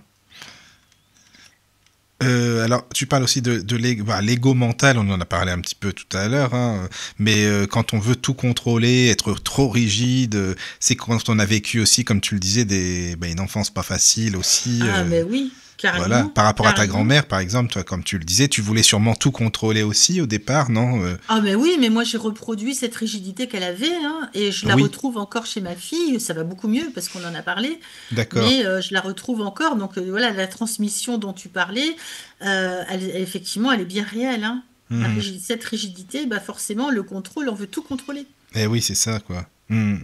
Mais Et après, ça, c'est pas comment... bon. Et plus on va lâcher, et plus Oui, la vie va être facile, en mais fait. comment lâcher pour accepter le donner et le recevoir, quoi, au final? C'est Ah, ça, quoi, ouais, ça, l'équilibre, en c'est fin de pareil. compte. Ça a été un super dossier, ça. Bah oui, J'en parle dans mon bouquin, d'ailleurs, bah du c'est pour donner ça et que je le dis, hein. recevoir en C'est quand même, équilibre. je lis les livres, hein, sinon j'invite pas, moi, hein, de toute façon. Donc voilà. Mais oui, oui, t'en parles dans ton livre, c'est pour ça que le donner... comment tu peux expliquer ça, l'équilibre, en fin de compte, hein, c'est ça, Bah, quoi. c'est une question d'équilibre. Moi, pour exemple, je ne m'autorisais pas à être comme les autres, en fait, parce que comme j'étais l'enfant de la honte, mais ça, c'était ma croyance bien ancrée, hein, Oui, celle-là, et oui. avant de la débusquer, il a fallu quand même un certain temps. Mais c'est d'accepter aussi l'aide des autres. C'est d'accepter quand on veut tout contrôler et surtout pas déléguer, ben on va pas accepter l'aide des autres. Ouais, Ben c'est non, il ça, faut que je quoi. le fasse parce que sinon l'autre il va pas savoir. Mhm. Oui, il Et va le ça, faire je l'ai moins bien que moi, reproduit, mais ça. à plein d'échelles, hein. D'accord. Ah, ouais. Mais dis donc, alors même en couple, ça doit être chiant pour la personne aussi, non? Ben oui, oui, c'est vrai que c'est Je sais oui. pas, hein, j'essaie d'imaginer, quoi. Ben, et puis quand il y a les deux qui sont dans le contrôle, Ah eh oui, ben, alors ça là, peut c'est provoquer même des. pas la peine. Oui, oui, c'est sûr, ça doit être compliqué, ça, c'est sûr. Oui, oui, oui, oui. C'est vrai. Je retrouve ça chez ma fille, c'est assez marrant. Mais c'est vrai que tout contrôler, il faut que tout soit parfait, il faut que tout soit fait en temps et en Oui. heure, voilà, il faut que telle chose soit faite à ce moment-là et pas avant ni après. Hmm. Ça devient effectivement très compliqué à vivre, hein, pour l'entourage, Ah hein, oui, j'avoue. j'imagine. Mais est-ce que ça, Là par maintenant j'ai exemple, lâché tout ça. mais est-ce que ça, excuse-moi, ça peut être des gens, par exemple, trop maniaques? Tu sais, Oui, t'as des gens, oui, tu vas chez eux, mais il faut attention que tout soit à la même place en permanence, tout ça, oui. tout soit clean, bon, Ouais, voilà. ouais, ouais. Moi j'avais un côté un peu comme ça, hein. J'avais 1 heure pour manger le midi. J'avais trouvé un boulot à côté de la maison à un moment. Et je me dépêchais pour aller passer l'aspirateur, préparer le petit repas du soir, et je repartais avec mon sandwich sur le chemin du t'étais retour comme pour ça. retourner Non, parce que bosser. je connais une fille qui est comme ça aussi, vraiment, elle est à fond, et c'est parce qu'elle veut contrôler aussi, enfin, j'imagine, Mais quoi, c'est après. ça. Mais en fait, c'est débile. C'est complètement débile. Mhm. Moi, avec le recul, je me dis, mais n'importe quoi, là, t'as pas profité de rien. J'étais tout le temps dans le stress, Ah, c'est en ça, fait. quoi. Ça Ouais. doit être difficile de vivre avec ce genre de personnes. Ouais. Ah bah, Puis c'est pas c'était toujours oui. vite, vite, vite, vite. C'est ça, oui. Puis même Même pour mon les gens, fils, parce que tu j'étais à peux perdre des l'époque. amis, en fait, avec, bah voilà, pour Bah dire, oui. celle-là, Mais elle est oui, mais chiante, oui, c'est mais bon, oui. quoi, c'est pas la peine, Carrément. quoi. Bah oui. Oui, Mais donc ça, tu tu disais... comprends pas sur le moment. Mais non, non, Et non. si on te le dit, tu vas envoyer bouler la personne. Exactement, c'est ça, quoi. Voilà. Et donc, tu disais à l'école, ton fils, oui. Oui, donc mon fils au moment de l'école, bon déjà lui c'est pas son truc, c'était pas son truc l'école, hein. Il s'est rattrapé après, mais là toute la scolarité c'était pas vraiment fait pour lui. J'étais toujours en train de lui dire dépêche-toi, dépêche-toi, dépêche-toi, dépêche-toi, dépêche-toi. Mhm. Et ben plus je lui disais ça, et moins il se dépêchait, hein. Ah Et oui. après quand il est parti au lycée, c'était le style à engueuler le train qui passe à l'heure. Ah oui, d'accord. Ben oui, Oui, quand même. Mhm. ben ouais, mais ça venait de moi. Mais oui, Ça venait de cette Mm. rigidité, oui, oui. et tout ça, ça venait de ma grand-mère en fait. Mais ça veut dire que tu ne te reconnaissais pas à ta juste valeur, en fin de compte. Ah ben non, surtout pas, moi Donc j'ai pas de valeur. Ben voilà. non, à ce moment-là, c'était Pour j'ai toi, pas de t'en valeur. avais pas, quoi. Voilà, oui, Ben c'est non, je ça, suis l'enfant quoi. de la honte, comment j'aurais pu Oui, avoir de la oui, oui, valeur? forcément, ouais. Ouais, ouais. Donc je me Ouais, ouais. sous-estime, je me dévalorise qu'on continue. Enfin voilà, ça a été ça pendant des années et des années. Mhm. Ah ouais, ça doit être très compliqué quand même, vraiment. Dans Donc en fait, je ton, m'interdisais tout en Ben fait. oui, c'est ça, quoi. Oui, oui, vas-y, Caro. dans ton livre, tu parles d'auto-sabotage aussi. Ah ouais, je suis super douée pour ça. Ah oui, tiens, tu peux en parler, justement, Il y en a expliquer. beaucoup. Oui. Ah bah ouais, il y en a beaucoup, ouais, c'est clair. Mhm. Il y en a beaucoup. Ah bah il y a le juge déjà. Et Oui. alors celui-là, il est bien prononcé chez moi. Alors ça, par contre, je conseille, je suis fan de cette personne-là, donc je dis quand j'aime les gens. Jacques Salomé, si vous connaissez. Eh Oui. bien, il en parle beaucoup de l'autosabotage, lui. Donc il explique bah très oui, très oui. bien, je trouve. Donc voilà, lisez Jacques Salomé, ça, c'est bien. Jacques Salomé, bon, ça a été un de mes auteurs favoris, oui, Ah bien oui, sûr. toi aussi, ouais, bah, c'est bien Ah ça. oui, oui. Mhm. Donc voilà. Puis en plus, il a un humour que j'aime beaucoup. Ah oui, Il est oui, top. moi aussi. Hein, il est simple, il se prend pas la tête, au moins c'est bien. Il explique très bien simplement. Voilà. Ouais, c'est ça. Donc ça T'as change. t'as les autosaboteurs qui sont en lien avec les blessures, hein, les Oui, blessures oui, de c'est rejet, ça. par exemple. Mm. C'est, bah voilà, je me sens nulle, j'imagine les pires scénarios qui faussent ma réalité, je fuis dans l'alcool, le tabac, la drogue. Moi, Mm. c'était le travail et la nourriture, hein. Oui. À la Chacun son nourriture truc. aussi, ça peut être ça. Mm. Ah oui, oui, non, mais c'est sûr. De toute façon, moi, je l'ai identifié parce que dès que j'ai une émotion, c'est paf, direct le frigo. Est-ce qu'on Et puis peut alors là, dire c'est que c'est n'importe quoi, hein. on peut dire que c'est un suicide lent, quelque part? Bah oui, il y a quelqu'un qui m'a mis le doigt là-dessus et ça m'a beaucoup perturbée. Mhm. Surtout que ma mère s'est suicidée, donc quand on m'a dit ça, je peux te dire que ça m'a fait un drôle d'effet. Et effectivement. Ouais, donc il y a le saboteur juge, Oui. le saboteur maniaque, le saboteur qui est trop gentil aussi. Ça, celui-là, je le connais bien aussi. Et les gens D'accord. profitent, évidemment. C'est comment, par exemple, le saboteur trop gentil? Le trop gentil, bah attends, tu t'as pas le temps de le faire, mais je vais le faire pour toi, t'inquiète pas, tout va bien, je m'en D'accord. occupe. Mon agenda, il est plein, mais c'est pas grave, je vais trouver 5 minutes, ne Mhm. t'inquiète pas. D'accord. Oui, On va même d'accord. aller Ça, c'est- au-devant des besoins des autres. Oui, oui, oui, oui, j'en ai entendu aussi des comme ça. Oui. Si en tant qu'assistante, je vais accepter un dossier de plus sur le Mhm. bureau qui est bien sûr urgent, alors que j'en ai déjà 10 Ah d'urgent, oui, c'est ça. mais je vais le prendre, quitte à amener du boulot à la maison pour pouvoir le faire. D'accord. Oui, Ça, oui, c'est oui. l'autosaboteur trop gentil. Mhm. C'est pas bon, ça. C'est peut-être le sauveur aussi. Ouais, c'est un mélange en fait. Mhm. Non, mais c'est vrai que c'est intéressant, vraiment. En fait, on sauve personne en faisant ça, hein. Ah bah Ah non. bah non, hein. On se perd soi-même, hein. Non, non, non, c'est sûr, c'est sûr. Alors, Il y a un témoignage oui. de Nadia. Elle dit: Je connais quelqu'un qui fait le ménage sur sa pause de midi mais elle n'est pas psychorigide, c'est juste de l'organisation pour être plus disponible pour sa famille le week-end et le soir. Nadia, si tu lui donnes mon adresse, elle viendra faire le ménage chez moi, il n'y a pas de souci. Il n'y a pas de problème, Nadia. Il essaye encore. Voilà. Les femmes ont des agendas bien remplis, les courses et le sport aussi, dont le créneau pose souvent. Oui. Après, il y a la solution de mettre le mari au boulot aussi. Hein. Oui, voilà. Il y a ça aussi, c'est bien aussi. Hein. Oui. Et Priscilla pose la question, le masque du contrôlant n'est-il pas en lien avec la blessure de la trahison? Aussi. Si, bien sûr, ça va ensemble. Mais elle a peur que ça se renouvelle. Après, les blessures, elles sont vraiment liées les unes avec les autres. Il y en a qui sont plus importantes, mais j'ai envie de dire qu'on les touche tous et toutes de près ou de loin, en fait. Oui. Et quand on tombe, que ce soit en amitié, en amour ou autre, ou en famille, sur une personne qui a vraiment une énorme blessure, mais énorme quoi en fait, c'est que nous, on doit la travailler aussi. Tout à fait, c'est l'effet miroir, exactement. Ça, de toute façon, ce qui va nous énerver chez l'autre, c'est ce qu'il faut vraiment qu'on aille regarder à l'intérieur de soi. Ça doit être un réflexe au bout d'un moment. C'est pas évident parce qu'on n'aime pas. Groseille, là, elle aime pas du tout ça. Ça lui plaît pas. Mais c'est pourtant là où il faut aller. Et dans ton livre, tu parles aussi de ta relation avec l'argent. Moi, j'ai le même problème. Ah oui. Ah, toi aussi Ah ouais. D'accord. Mais pourquoi est-ce que tu crois que je suis allée dans le secrétariat où c'est pas forcément... j'étais dans le secrétariat aussi. D'accord, on a des points communs. Tu vois. Et toi aussi, il fallait que tu te taises. Et non, en fait, c'est vrai que j'ai réalisé c'est un jour où Mickaël m'a envoyé un message écrit. Encore là, Mickaël, ça y est. Vas-y. Non, c'est vrai. Et ta synthèse vocale avait écrit secrète terre. Ah oui, excellent. Parce que je dicte en fait le vocal et si tu veux l'iPhone il avait compris ça, en fin de compte ça avait écrit ça Caro, ouais, exactement. Pour la petite histoire, j'avais fait du secrétariat à une époque et j'avais appelé mon entreprise comme ça, secrète / terre. Ah c'est marrant ça, tu vois, bah oui. Ah, c'est énorme. Ah, oui, c'est vrai. Et donc voilà, c'est ça.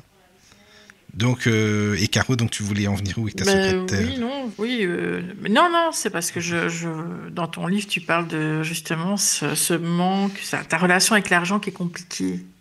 Ma relation avec l'argent. Ah oui, c'est bon, ça avait coupé 2 secondes. On ne peut pas aimer Dieu et l'argent. Oui. On ne peut pas aimer Dieu et l'argent, me disait-elle. D'accord, oui. Okay. Donc on ne peut pas aimer Dieu et l'argent dans ma tête de petite fille, je l'ai entendu plusieurs fois. Ça m'a dit quoi? Si j'ai de l'argent, je suis forcément une mauvaise fille. Donc je ne m'autorise pas à en gagner. Ah oui. Et j'en faisais toujours beaucoup plus que les autres, au ras des pâquerettes, parce que toujours payé au SMIC, quasiment. Alors que je faisais un super boulot, mais bon, ça c'est autre chose, ça c'était normal, parce qu'il fallait que je me fasse reconnaître. Et en fait, je me suis aperçue que non, c'était pas normal en fait. Faut bien que tu manges aussi, faut bien se nourrir, faut bien... Oui, tout à fait. Je veux dire, on dit tout est gratuit, oui, mais comment on fait après pour manger, je sais pas. Et puis les factures, faut bien les payer. Oui, voilà, faut les payer. Ouais. Donc la relation à l'argent était très compliquée, oui. Ouais, mais c'est fou quand même, ce que l'enfance a une importance tellement vitale. Parce que maintenant qu'on en parle, j'avais jamais fait le lien avec justement mon problème avec l'argent. C'est que ma mère, après le divorce avec mon père, était tombée sur un manipulateur, un homme très violent. Enfin bref, il avait tous les défauts de la terre. Et en fait, quand il avait bu, à l'époque, évidemment, il n'y avait que du liquide. Ma mère était libraire et puis voilà. Et j'avais pour habitude de le voir arriver de loin et à sa démarche de savoir s'il avait bu ou pas. Et s'il avait bu, il était susceptible de piquer l'argent, la recette de la journée, en fait, de ma mère. Et donc, j'avais pris l'habitude de prendre tout l'argent et de le planquer sur moi. Et donc, c'est cacher l'argent quelque part. D'accord. Ah oui, donc là, il y a forcément une mauvaise relation à l'argent, c'est logique. Mais là, il y a un danger quelque part. Oui, moi, à mon avis, j'ai associé ça à ça. Oui, c'est possible. C'est possible, alors que voilà, aujourd'hui, non, c'est pas vrai, quoi. C'est plus vrai. Ça l'a été à l'époque, c'était la meilleure solution que tu as trouvée, mais aujourd'hui, ça n'a plus d'actualité. Mais tu dis aussi dans ton livre que c'est un échange d'énergie aussi. Bien sûr. L'argent, c'est une énergie qui doit circuler, Mhm. l'équilibre entre le donner et le recevoir.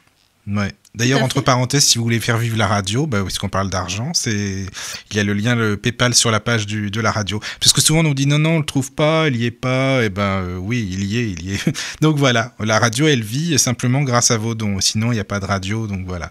Donc merci, tu vois, finalement, ça me permet de le placer aussi. Bon, ben Voilà. voilà, super. Ben non, mais parce qu'on le dit jamais, donc tout est payant, les serveurs, les diffusions, la SACEM, la SPREF, enfin voilà, Ben mais ce oui, n'est c'est pas sûr. gratuit non plus, quoi. Donc voilà. D'accord. Il y a énormément de gens moi, que je rencontre et beaucoup dans les thérapeutes qui ont une relation à l'argent Mais qui est oui. compliquée. Oui, mais c'est parce qu'on nous met ça dans la tête aussi, tu sais, dans le Ben oui, c'est des bien-être, souvent, conditionnements, bien c'est des... sûr. Oui, mais voilà, c'est ça, quoi. C'est ça, c'est ça. Donc, bon, enfin, après, voilà. Mais c'est vrai que tu en parles dans ton livre et c'est un chapitre aussi qu'il faut lire, quoi. Voilà, j'ai trouvé Ouais. ça Et intéressant. dans ton livre, tu parles de ta relation avec les hommes. Ah, j'allais Ah t'en bah oui parler. aussi, ouais. Ça, c'est ce qui m'intéresse le plus, tu sais, par contre, hein, forcément. C'est ce que j'ai demandé à Caro la première fois qu'elle est venue, hein, tu sais, donc voilà. Bon, non, je vais pas parler de ça, moi. Je voulais te faire parler, mais t'as pas osé, c'est pour ça. Voilà. Bah ouais, la relation aux hommes a été compliquée aussi. Je suis tombée forcément sur pas les bonnes personnes puisque j'étais en recherche de ce père qui était absent et que j'idéalisais en fait. Et puis que d'une année sur l'autre, il était différent. Comment personne voulait me répondre, et ben moi je m'imaginais tout et n'importe quoi. Mais toujours dans le médical quand même. Donc ça, j'avais quand même du vrai là-dedans. Mais en même temps, je recherchais en fait dans les hommes cette épaule solide qui m'a tant manqué pendant l'enfance en fait. Donc je suis tombée sur des hommes qui en ont un peu profité. On va dire ça comme ça. Ouais, le manque du père peut faire en sorte qu'on aille chercher des personnes plus âgées que nous. Voilà, et qui sont pas forcément saines. Mhm. Attends, parce que Je suis tu tombée étais sur aussi avec des des personnes alcooliques. plus âgées, toi, Marie-Pierre, c'est ça au début? Enfin, Oui, le oui. premier, 14 ans de plus. Oui, Ouais, voilà, ouais. oui. Toujours plus âgé, ouais. Bah oui, Hmm. forcément. Oui, enfin, ça paraît normal, enfin, c'est logique, Et quoi. oui, cette recherche du père, mais ça, il a fallu un long travail quand même sur moi avant de le découvrir, hein, Et oui, parce oui, que oui. c'était pas évident, hein. Hmm. Ouais, je comprends. Mais c'est Comme je intéressant, voulais ça, quand même. occulter tout ce qui était de l'enfance, je voulais surtout plus qu'on en parle. Oui, oui. Bah ouais, la vie m'a ramené à y aller et puis à bien y aller, quoi. D'accord. Oui, oui. Donc c'est... Oui, mais ça se... Comment dire? Ça se complète. C'est marrant parce que tu vois, Marie-Pierre, t'es là, tu parles de... Et puis avec Caro, vous avez pas mal de choses en commun aussi. Donc On a ça, pas ça, mal se- de points ça communs, se ouais, complète bien, là, effectivement. le sujet. Donc c'est vraiment bien, quoi. Parce que toi aussi, Caro, c'est pareil, c'est ce que tu disais. Bah, oui, je veux dire que j'ai quand même vécu pas mal de choses, mais c'est seulement maintenant je réalise quand même pas mal, mais sur mes parents en fait. Hmm. Parce que j'ai souvent eu une rébellion envers eux, en me disant pourquoi ils ont agi comme ça, et pourquoi ils n'ont pas fait assez ci, et pourquoi ci, pourquoi... Et finalement, bon, bah, maintenant je comprends, Et parce que qu'est-ce je me que j'aurais retrouve fait à un leur peu dans les mêmes place? schémas en fait. Qu'est-ce que j'aurais fait à leur place? Ben oui, mais c'est Avec les seulement mêmes données, bien maintenant. sûr, hein. On ne peut pas être à leur place non plus, hein. Enfin, Non, on mais était avec là les en tant mêmes qu'enfants, mais conditionnements, avec les mêmes croyances, avec les mêmes filtres, en fait. Parce que c'est des filtres, hein, on voit tous le monde d'une façon différente, hein, en fonction de nos filtres, hein, des conditionnements qu'on a reçus de l'enfance. Alors ça, c'est 90%, j'ai envie de dire, hein, puisque tout vient de là, et après, ça se répète. L'histoire se répète tant qu'on ne comprend pas le message. Donc, et puis des fois, ça va crescendo. Donc, au bout d'un moment, ça va, quoi, les murs. C'est bon, on n'est peut-être pas obligé, on peut tourner le volant et puis continuer le chemin. quand les deux sont partis, on n'a pas forcément réponse à nos questions non plus. Ah ben non, je sais. Il y a plein de questions sans réponse. Mais il faut faire avec. C'est d'accepter. Oui, mais Ok, le on n'a pas la passé. vérité. On peut Et s'être oui. créé une vérité parce qu'un des deux parents a dit ceci, et l'autre a dit blanc, et l'autre a dit noir, et on ne sait pas qui a dit la vérité, finalement. Et oui, c'est ça. Mais après, c'est qu'est-ce que je peux retirer de ça et comment est-ce que je peux me reconnecter à moi, à cette petite fille, pour aller cicatriser ses blessures et pour aller la rassurer et l'aider à avancer, à retrouver le sourire, en fait. C'est ça, c'est retrouver cette innocence, cette authenticité qu'on a quand on est petit. C'est de retrouver ça. Si on L'histoire, on pouvait, peut pas la refaire de est-ce toute qu'on peut façon. vraiment? Bah, peut-être pas à 100%, non, je pense Oui, pas. dans le Et monde où après, on c'est vit. d'accepter aussi, c'est de travailler l'acceptation, qui est pas forcément facile. Mm. Ok, j'ai vécu ça, je peux pas le changer. Maintenant, qu'est-ce que j'en fais? Est-ce que je continue à me tourmenter, à tourner en rond dans ma bulle, là, dans ma roue, là, comme Groseille tourne dans sa roue? Ou alors, est-ce que je décide de laisser le passé derrière moi, de m'en libérer et de continuer mon chemin, et de vivre pleinement ma vie, quoi. Parce qu'en même temps, on est sur Terre pour vivre notre vie, quand même. Mais c'est ça, C'est Mais sûr. ça, c'est on vrai. l'oublie, en fait. Oui, oui, mais c'est vrai, tu as raison.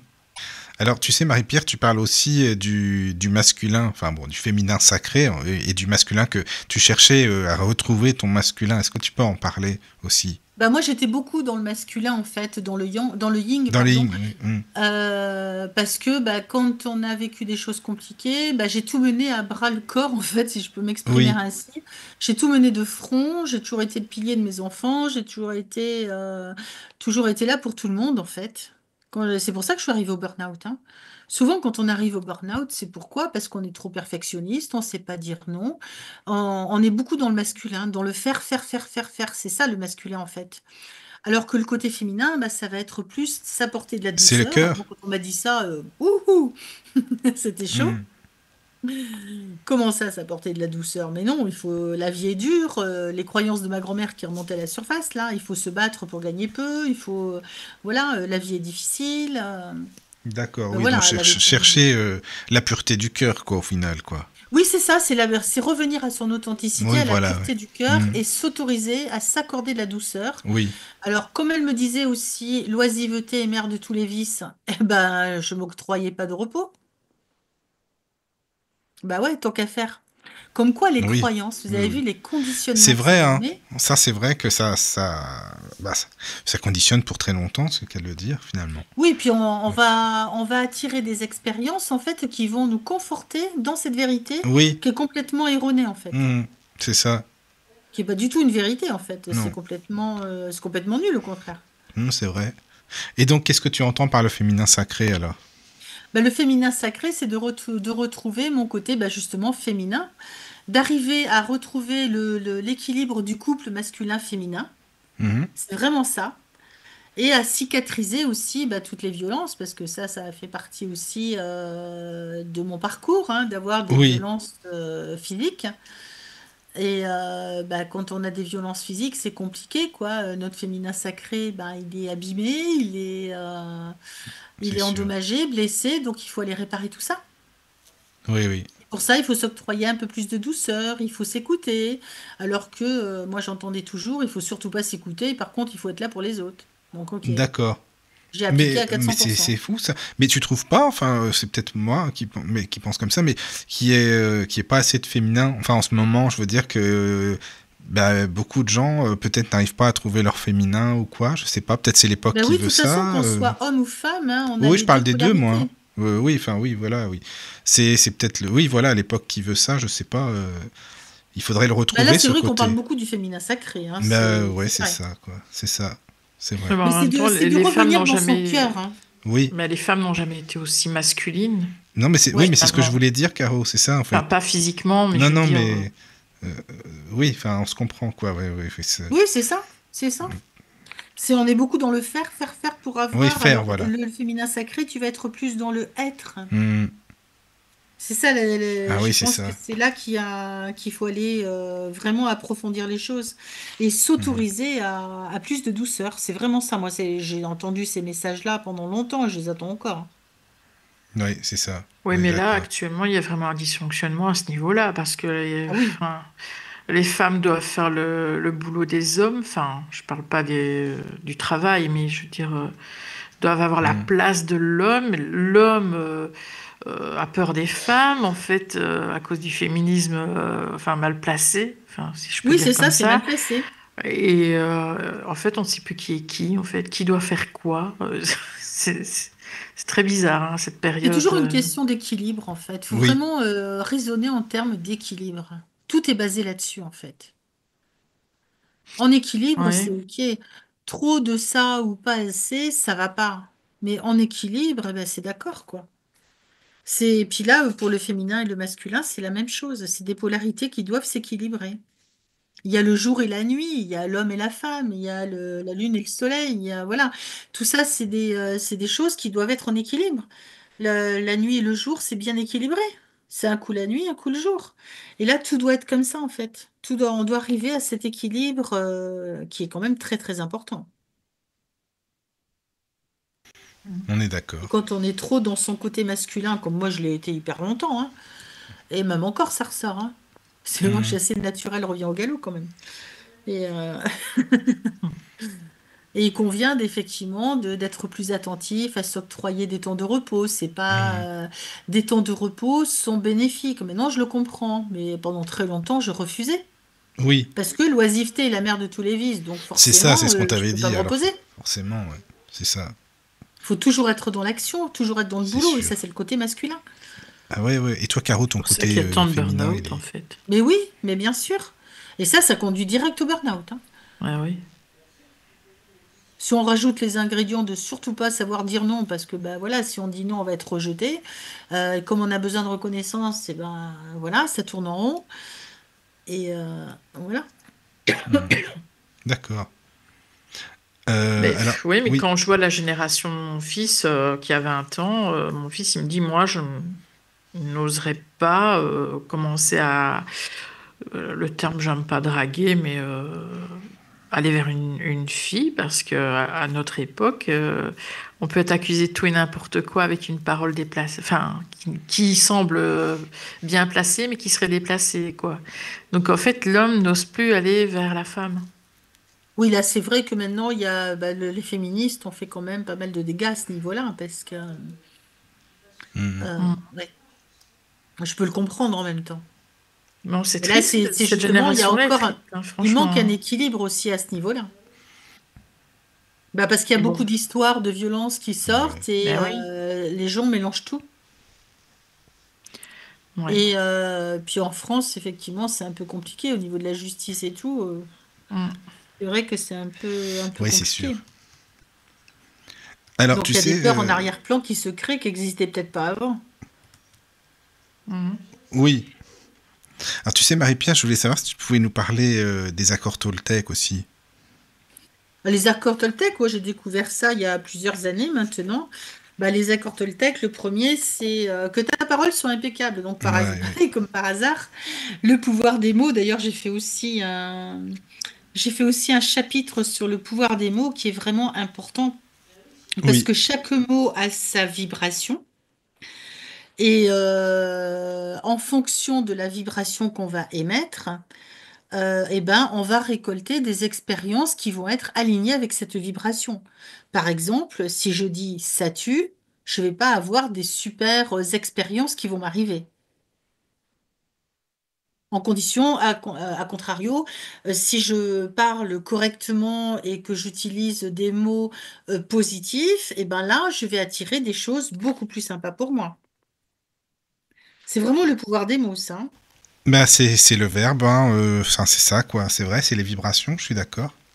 Oui, c'est une histoire de vibration, tout ça. Hein. Bah oui, c'est ça. Tout ce qu'on attire, on est énergie, tout autour de nous est énergie. Oui. Et on vibre sur une certaine fréquence.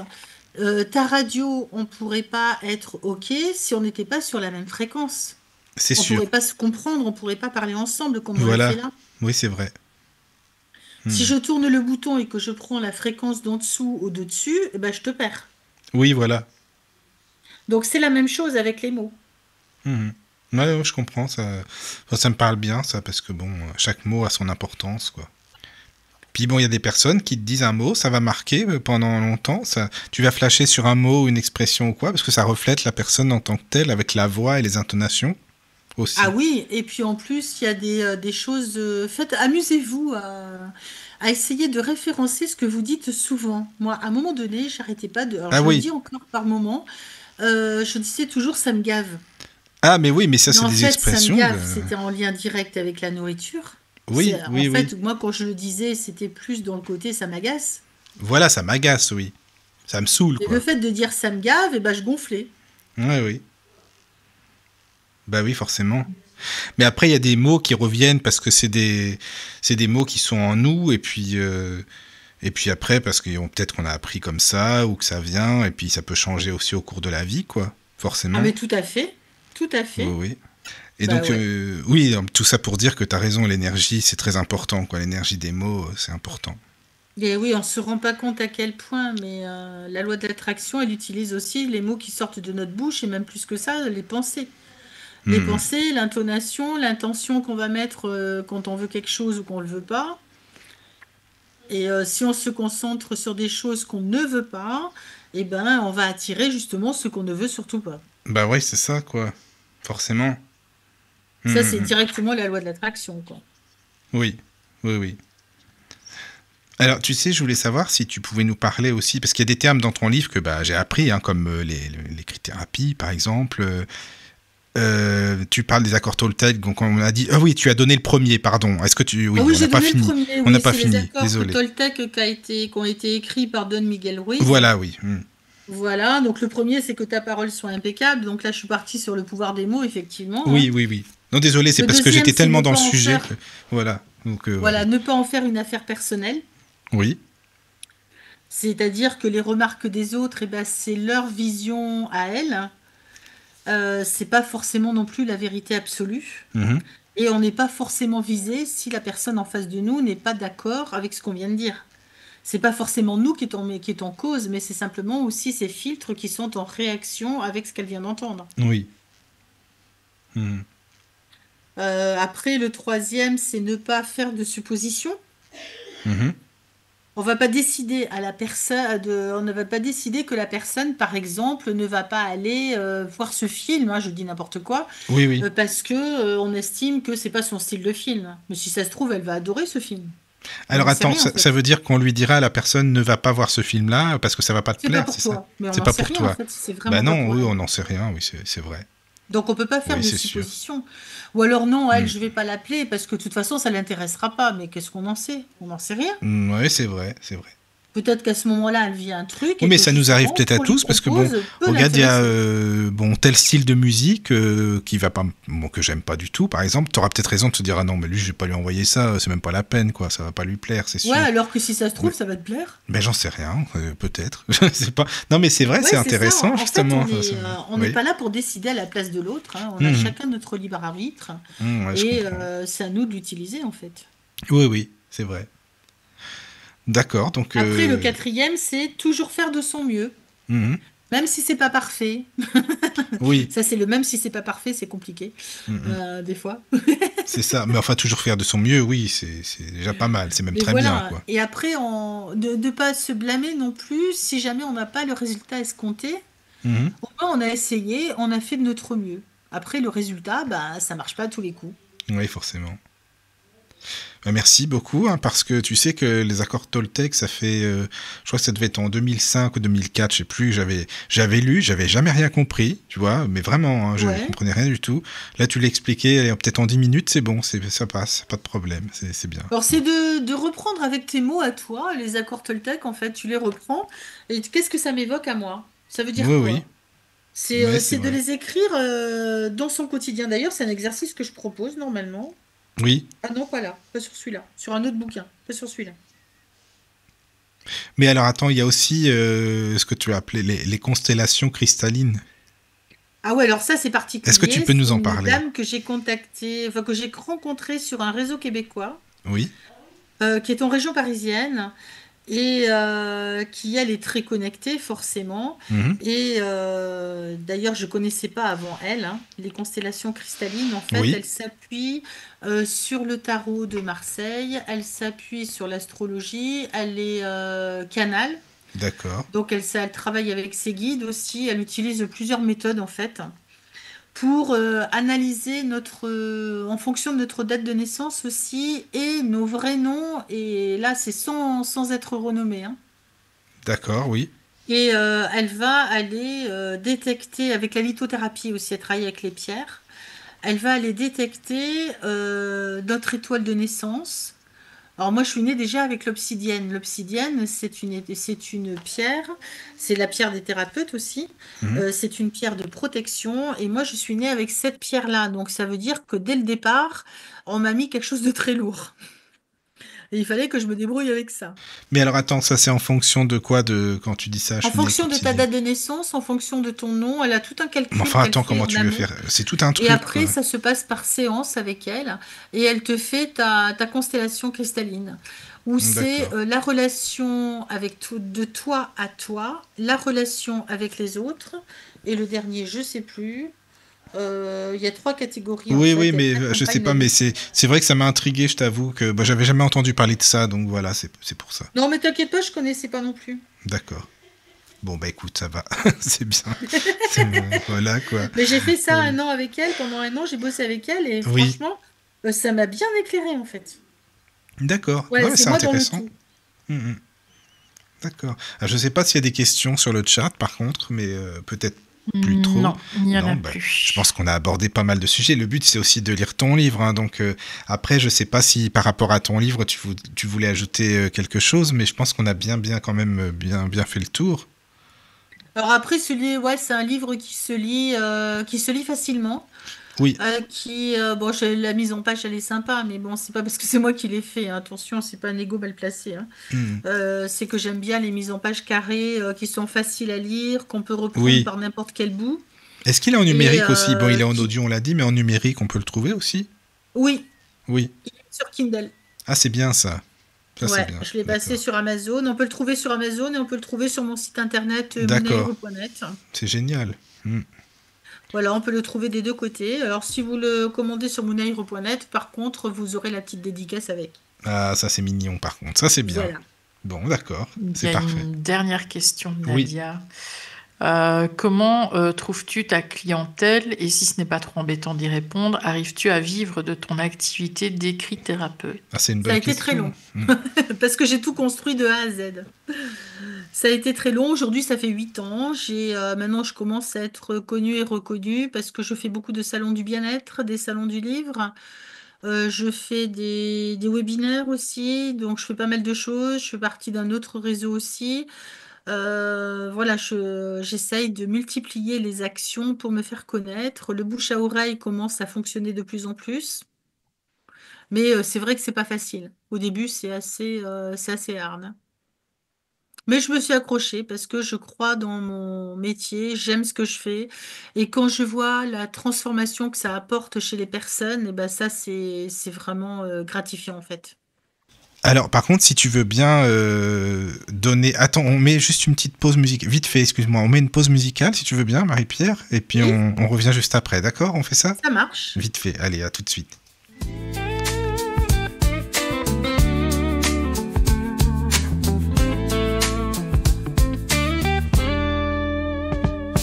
Quand la nuit s'installe doucement, une ambiance chaleureuse, un instant apaisant. À partir de 21h, la radio du Lotus vous attend avec des sujets qui vous captivent, qui vous touchent. Venez, asseyez-vous, installez-vous bien. On parle de tout, avec cœur, c'est notre chemin. De la parapsychologie au bien-être aussi. Chaque sujet est là pour éclairer vos nuits.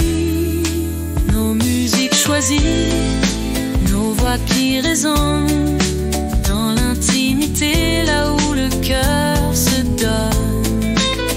On est là chaque soir, rien que pour vous. À partir de 21h, partageons tout.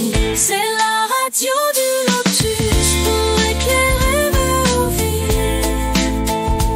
Un moment à part, une douce alchimie. Venez nous retrouver, on vous attend ici. C'est un lien précieux qui fait grandir. On vous écoute, on vous comprend. Chaque appel, chaque mot devient un moment.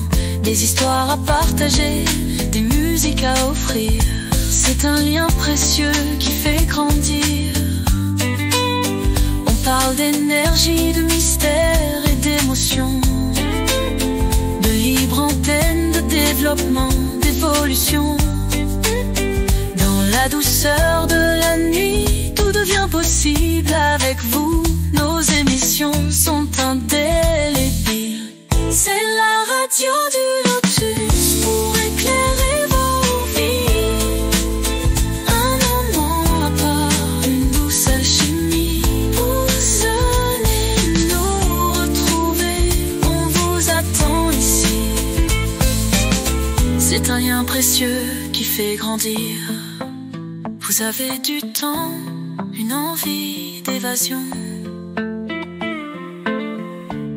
C'est ici à 21h, notre invitation.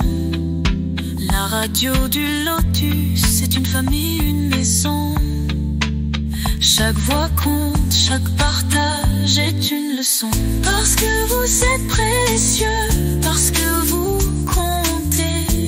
C'est grâce à vous qu'on peut continuer. C'est la radio du Lotus pour éclairer vos vies.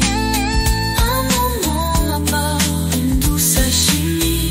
Personne nous retrouver, on vous attend ici. À 21h, on est là pour vous. La radio du Lotus, votre rendez-vous.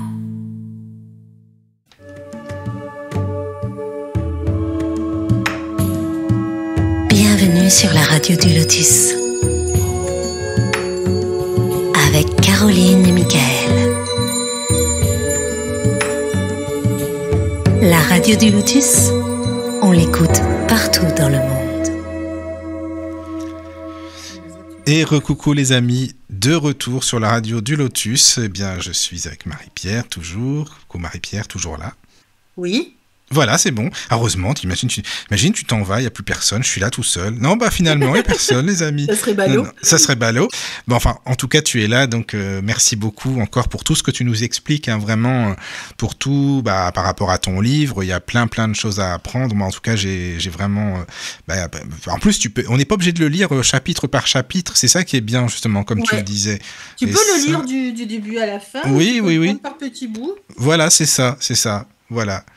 Alors, je voulais savoir, est-ce que tu pourrais nous expliquer ce que tu proposes? Parce que, bon, pour les auditeurs qui seraient intéressés, évidemment, il y a ton livre, mais je sais que tu proposes aussi des ateliers, voilà. Alors, je propose pas mal de choses, en fait. Oui, voilà, si tu veux bien nous expliquer. Alors, moi, je suis dans les Landes, donc je propose des ateliers arbres de vie, mais qui sont dans les Landes.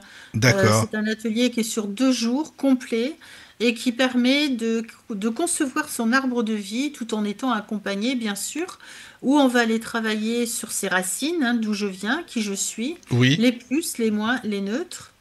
Au niveau du sol, on va aller travailler sur ses valeurs et ses besoins. D'accord. Au niveau du tronc, c'est qu'est-ce qui me permet de tenir debout, même quand il y a de la tempête, pour aller dans les branches qui représentent mes objectifs les plus ambitieux. D'accord. Et là, c'est zéro limite. C'est là où oui, c'est ça. C'est génial, par contre. Et donc là, c'est vraiment en direct. Voilà. Alors là, c'est en présentiel. Dans les Landes.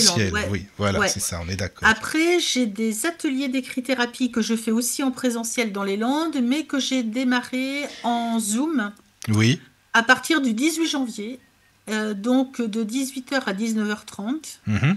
Voilà, des ateliers d'1h30 à 15 € l'atelier. Et c'est toujours axé sur l'intériorisation et la reconnexion à son enfant intérieur. D'accord. Alors, attends, mais donc comment ça se passe? Par exemple, on est combien dans les ateliers? Alors, dans les ateliers, c'est en petits groupes. Hein. Parce que là, c'est quand même très intime, on va dire. Oui. Mais généralement, les personnes qui se retrouvent sur l'atelier, il y a toujours des résonances et il y a toujours des effets miroirs qui se produisent. T'as remarqué ça aussi, que ça tombe toujours comme génial. il faut. Ouais, ça, c'est bien, ça. Et ça c'est top. Non, c'est des ateliers de 8 personnes maximum. Non, mais c'est bien. C'est intimiste, quoi. C'est bien. Ouais, non, mais je veux pas. C'est volontaire. Hein, mais t'as raison. Parce que je veux être là pour chaque participant. Oui. Et il y a une thématique qui va être donnée au début de l'atelier. Donc, il n'y a pas de préparation en amont. Mais ça, c'est volontaire. D'accord. Pour justement se reconnecter à son enfant intérieur. Donc, les gens, si je donne quand la même. Thématique avant. ça marchera pas. C'est ça, oui. Et donc les gens racontent un petit peu leur vie, enfin certaines choses qu'ils ont vécues. Alors là, il y a une thématique et les gens vont répondre à la thématique. Alors bien sûr, d'une personne à l'autre, ça peut être complètement différent. Oui. Et après, les personnes partagent si elles le souhaitent. C'est absolument pas une obligation. D'accord. Mais quand on le fait, on va au bout du processus et l'effet libérateur est beaucoup plus évident que les personnes qui n'osent pas partager. Mais après, si les personnes ne veulent pas, elles ne le font pas. Hein. C'est pas bien sûr. Oui. Donc ça, c'est tous les... Combien tu dis cet atelier? Alors, il y en a 2 par mois à peu près. D'accord. Voilà, c'est soit le jeudi, soit le vendredi, sur ces 2-là, de 18h à 19h30. Et si on veut s'inscrire, on fait comment? Il est sur Facebook. Ah oui, alors c'est quoi ta page? Oui. Et sur mon site internet, mounaïre.net. D'accord. Il y a tout le détail des ateliers. Il y a également une formation qui s'appelle Écrire pour se libérer, qui est une formation découverte, j'ai envie de dire. Oui. Qui donne un aperçu de comment je peux accompagner les personnes avant de proposer un gros programme qui est sur minimum 6 mois, qui s'appelle « Et si je mettais de la clarté dans ma vie ?» qui lui est beaucoup plus conséquent parce qu'on va s'appuyer, ce programme-là, il est divisé en 3 parties. D'accord. La première partie, c'est mon histoire et ma force. Donc là, on va aller visiter tout ce qu'il y a dans notre sac à dos. Les blessures, les croyances, les saboteurs, les différents freins, etc. Pour aller retrouver la confiance en soi. Et là, on peut parler de la relation à l'argent, la relation aux hommes, la relation à plein de choses. À retrouver justement le donner-recevoir en équilibre. Voilà, c'est toutes ces choses-là. Et ensuite, pour aller dans ses objectifs, dans son futur, là, c'est beaucoup plus détaillé. Et la particularité, c'est que j'ai réussi dans ce programme Clarté à intégrer mon atelier arbre de vie que je fais en présentiel dans les Landes. D'accord. Ah, c'est génial ça. Il est intégré. Ça, c'est bien. Oui, c'est bien. Ouais. Parce qu'on me l'a demandé et je ne savais pas trop comment le faire. Et là, finalement, le fait de l'intégrer dans le programme, ça passe super bien. Donc, ça veut dire qu'à distance, au final, on peut avoir accès à tout quand même ce que tu proposes? Oui. D'accord. Ah oui, c'est super ça, vraiment.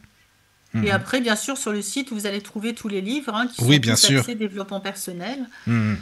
Donc, le premier, c'est ma bio. Le deuxième, c'est un guide de développement personnel dans lequel j'ai référencé les techniques que j'ai utilisées. Je donne quelques exercices d'écrit-thérapie et je mets en avant les thérapeutes qui m'ont accompagné sur mon chemin. D'accord. C'est bien ça. Le troisième et le quatrième, ce sont 2 romans initiatiques. Oui. Le premier qui travaille en arrière-plan sur les schémas répétitifs de mère en fille. D'accord. Et le deuxième qui travaille sur le burn-out. Génial. Et donc, il s'appelle Le jour où j'ai compris. Le jour où j'ai compris, en fait, met en avant Michaela, qui est mon héroïne, qui est comme par hasard assistante de direction. Oui, c'est ça. Qui fait exactement les mêmes erreurs que moi. C'est normal. Hein. Voilà. Et donc, elle se réveille un matin, impossible de mettre un pied par terre, début de l'histoire. Diagnostic, burn-out. Et voilà. Donc là, ça a démarré comme moi, en fait. C'est pas mon histoire, parce que mon histoire, elle est dans Enfin libérée, le premier. Mais à la suite de ça, j'ai créé un programme qui va approfondir l'histoire de Michaela pour comprendre pourquoi on en arrive là, pourquoi est-ce qu'on en arrive à cet état d'épuisement, comment on se reconstruit et comment on redonne un sens à sa vie. Et qui s'appelle celui-là « Rebondir après un burn-out ». D'accord. Voilà, donc les deux vont ensemble, mais je ne l'ai pas fait exprès au début. Mais tous ces livres, excuse-moi, ils sont aussi en numérique? Tous les autres livres? Oui. D'accord. Ah, c'est génial. Ils sont aussi tous sur Kindle, ouais. D'accord, bon, c'est bien, c'est top, comme ça tout le monde peut les lire. Voilà. En version audio dans quelques temps. Oui, enfin, ça sera plus tard, mais c'est... Là, je ne donne pas de date. Oui, non, mais en tout cas, ils sont déjà en numérique aussi, donc c'est très bien. Voilà, ils sont déjà en numérique, ouais, tout à fait. Super. Et après, le 5e, c'est un témoignage de mon conjoint qui a fait une EMI en 2021. Ah oui, d'accord. Donc, un cas Covid grave, 15 jours de coma, et pendant ce temps-là, il a été faire un tour là-haut, il a vu mes parents en plus. Ah oui? Et ouais, ça c'est trop marrant. Et, mais bon, j'ai pas eu beaucoup de réponses. D'accord. Tant pis. Et donc, c'est notre histoire à tous les deux. Lui, pendant son voyage, et puis moi, malade à la maison, encore enfermée, puisque j'avais aussi le Covid, donc voilà, séquestrée à la maison. et rebelote. Ouais, je comprends. Et voilà, donc, et puis dans la deuxième partie, je donne pas mal de références aussi et de visions sur le plan médical, sur le plan religieux, sur le plan des malades, sur le plan spirituel. Enfin voilà, j'aborde pas mal de choses. Non, mais c'est bien. Bah, écoute, il y a beaucoup d'infos, hein, vraiment, avec tout ça. Je pense qu'il y a de quoi faire. Hein, là, entre les ateliers, les livres et tout, c'est... Ah, il y a plein de trucs. Oui, il y a plein de trucs. Vraiment. Et tout ça, c'est mes créations, donc ça a été long à faire, long à mettre en place. Mais finalement, tout se tient. Tout se tient, voilà. Voilà, donc après, je sais pas, Caro, si tu voulais ajouter aussi, s'il y a des questions, voilà. Non. Bah écoute, Marie-Pierre, vraiment, merci beaucoup. Merci pour toute cette soirée, l'émission. C'était très bien. Merci à tous. Merci à toi, Michael. Voilà. Donc, juste pour rappeler, Marie-Pierre Mounir, le livre « La clé est à l'intérieur ». Et on peut le trouver donc sur ton site, comme tu le disais. Faut pas hésiter. Voilà. Mounayres.net, MOUNEYRES.net. Voilà. Il y a tout dessus. Les livres, les formations, les ateliers, il y a tout ce qu'il faut. Voilà. Merci beaucoup. Bonne nuit à tous et à très bientôt. Bonne nuit. Bonne nuit à tous.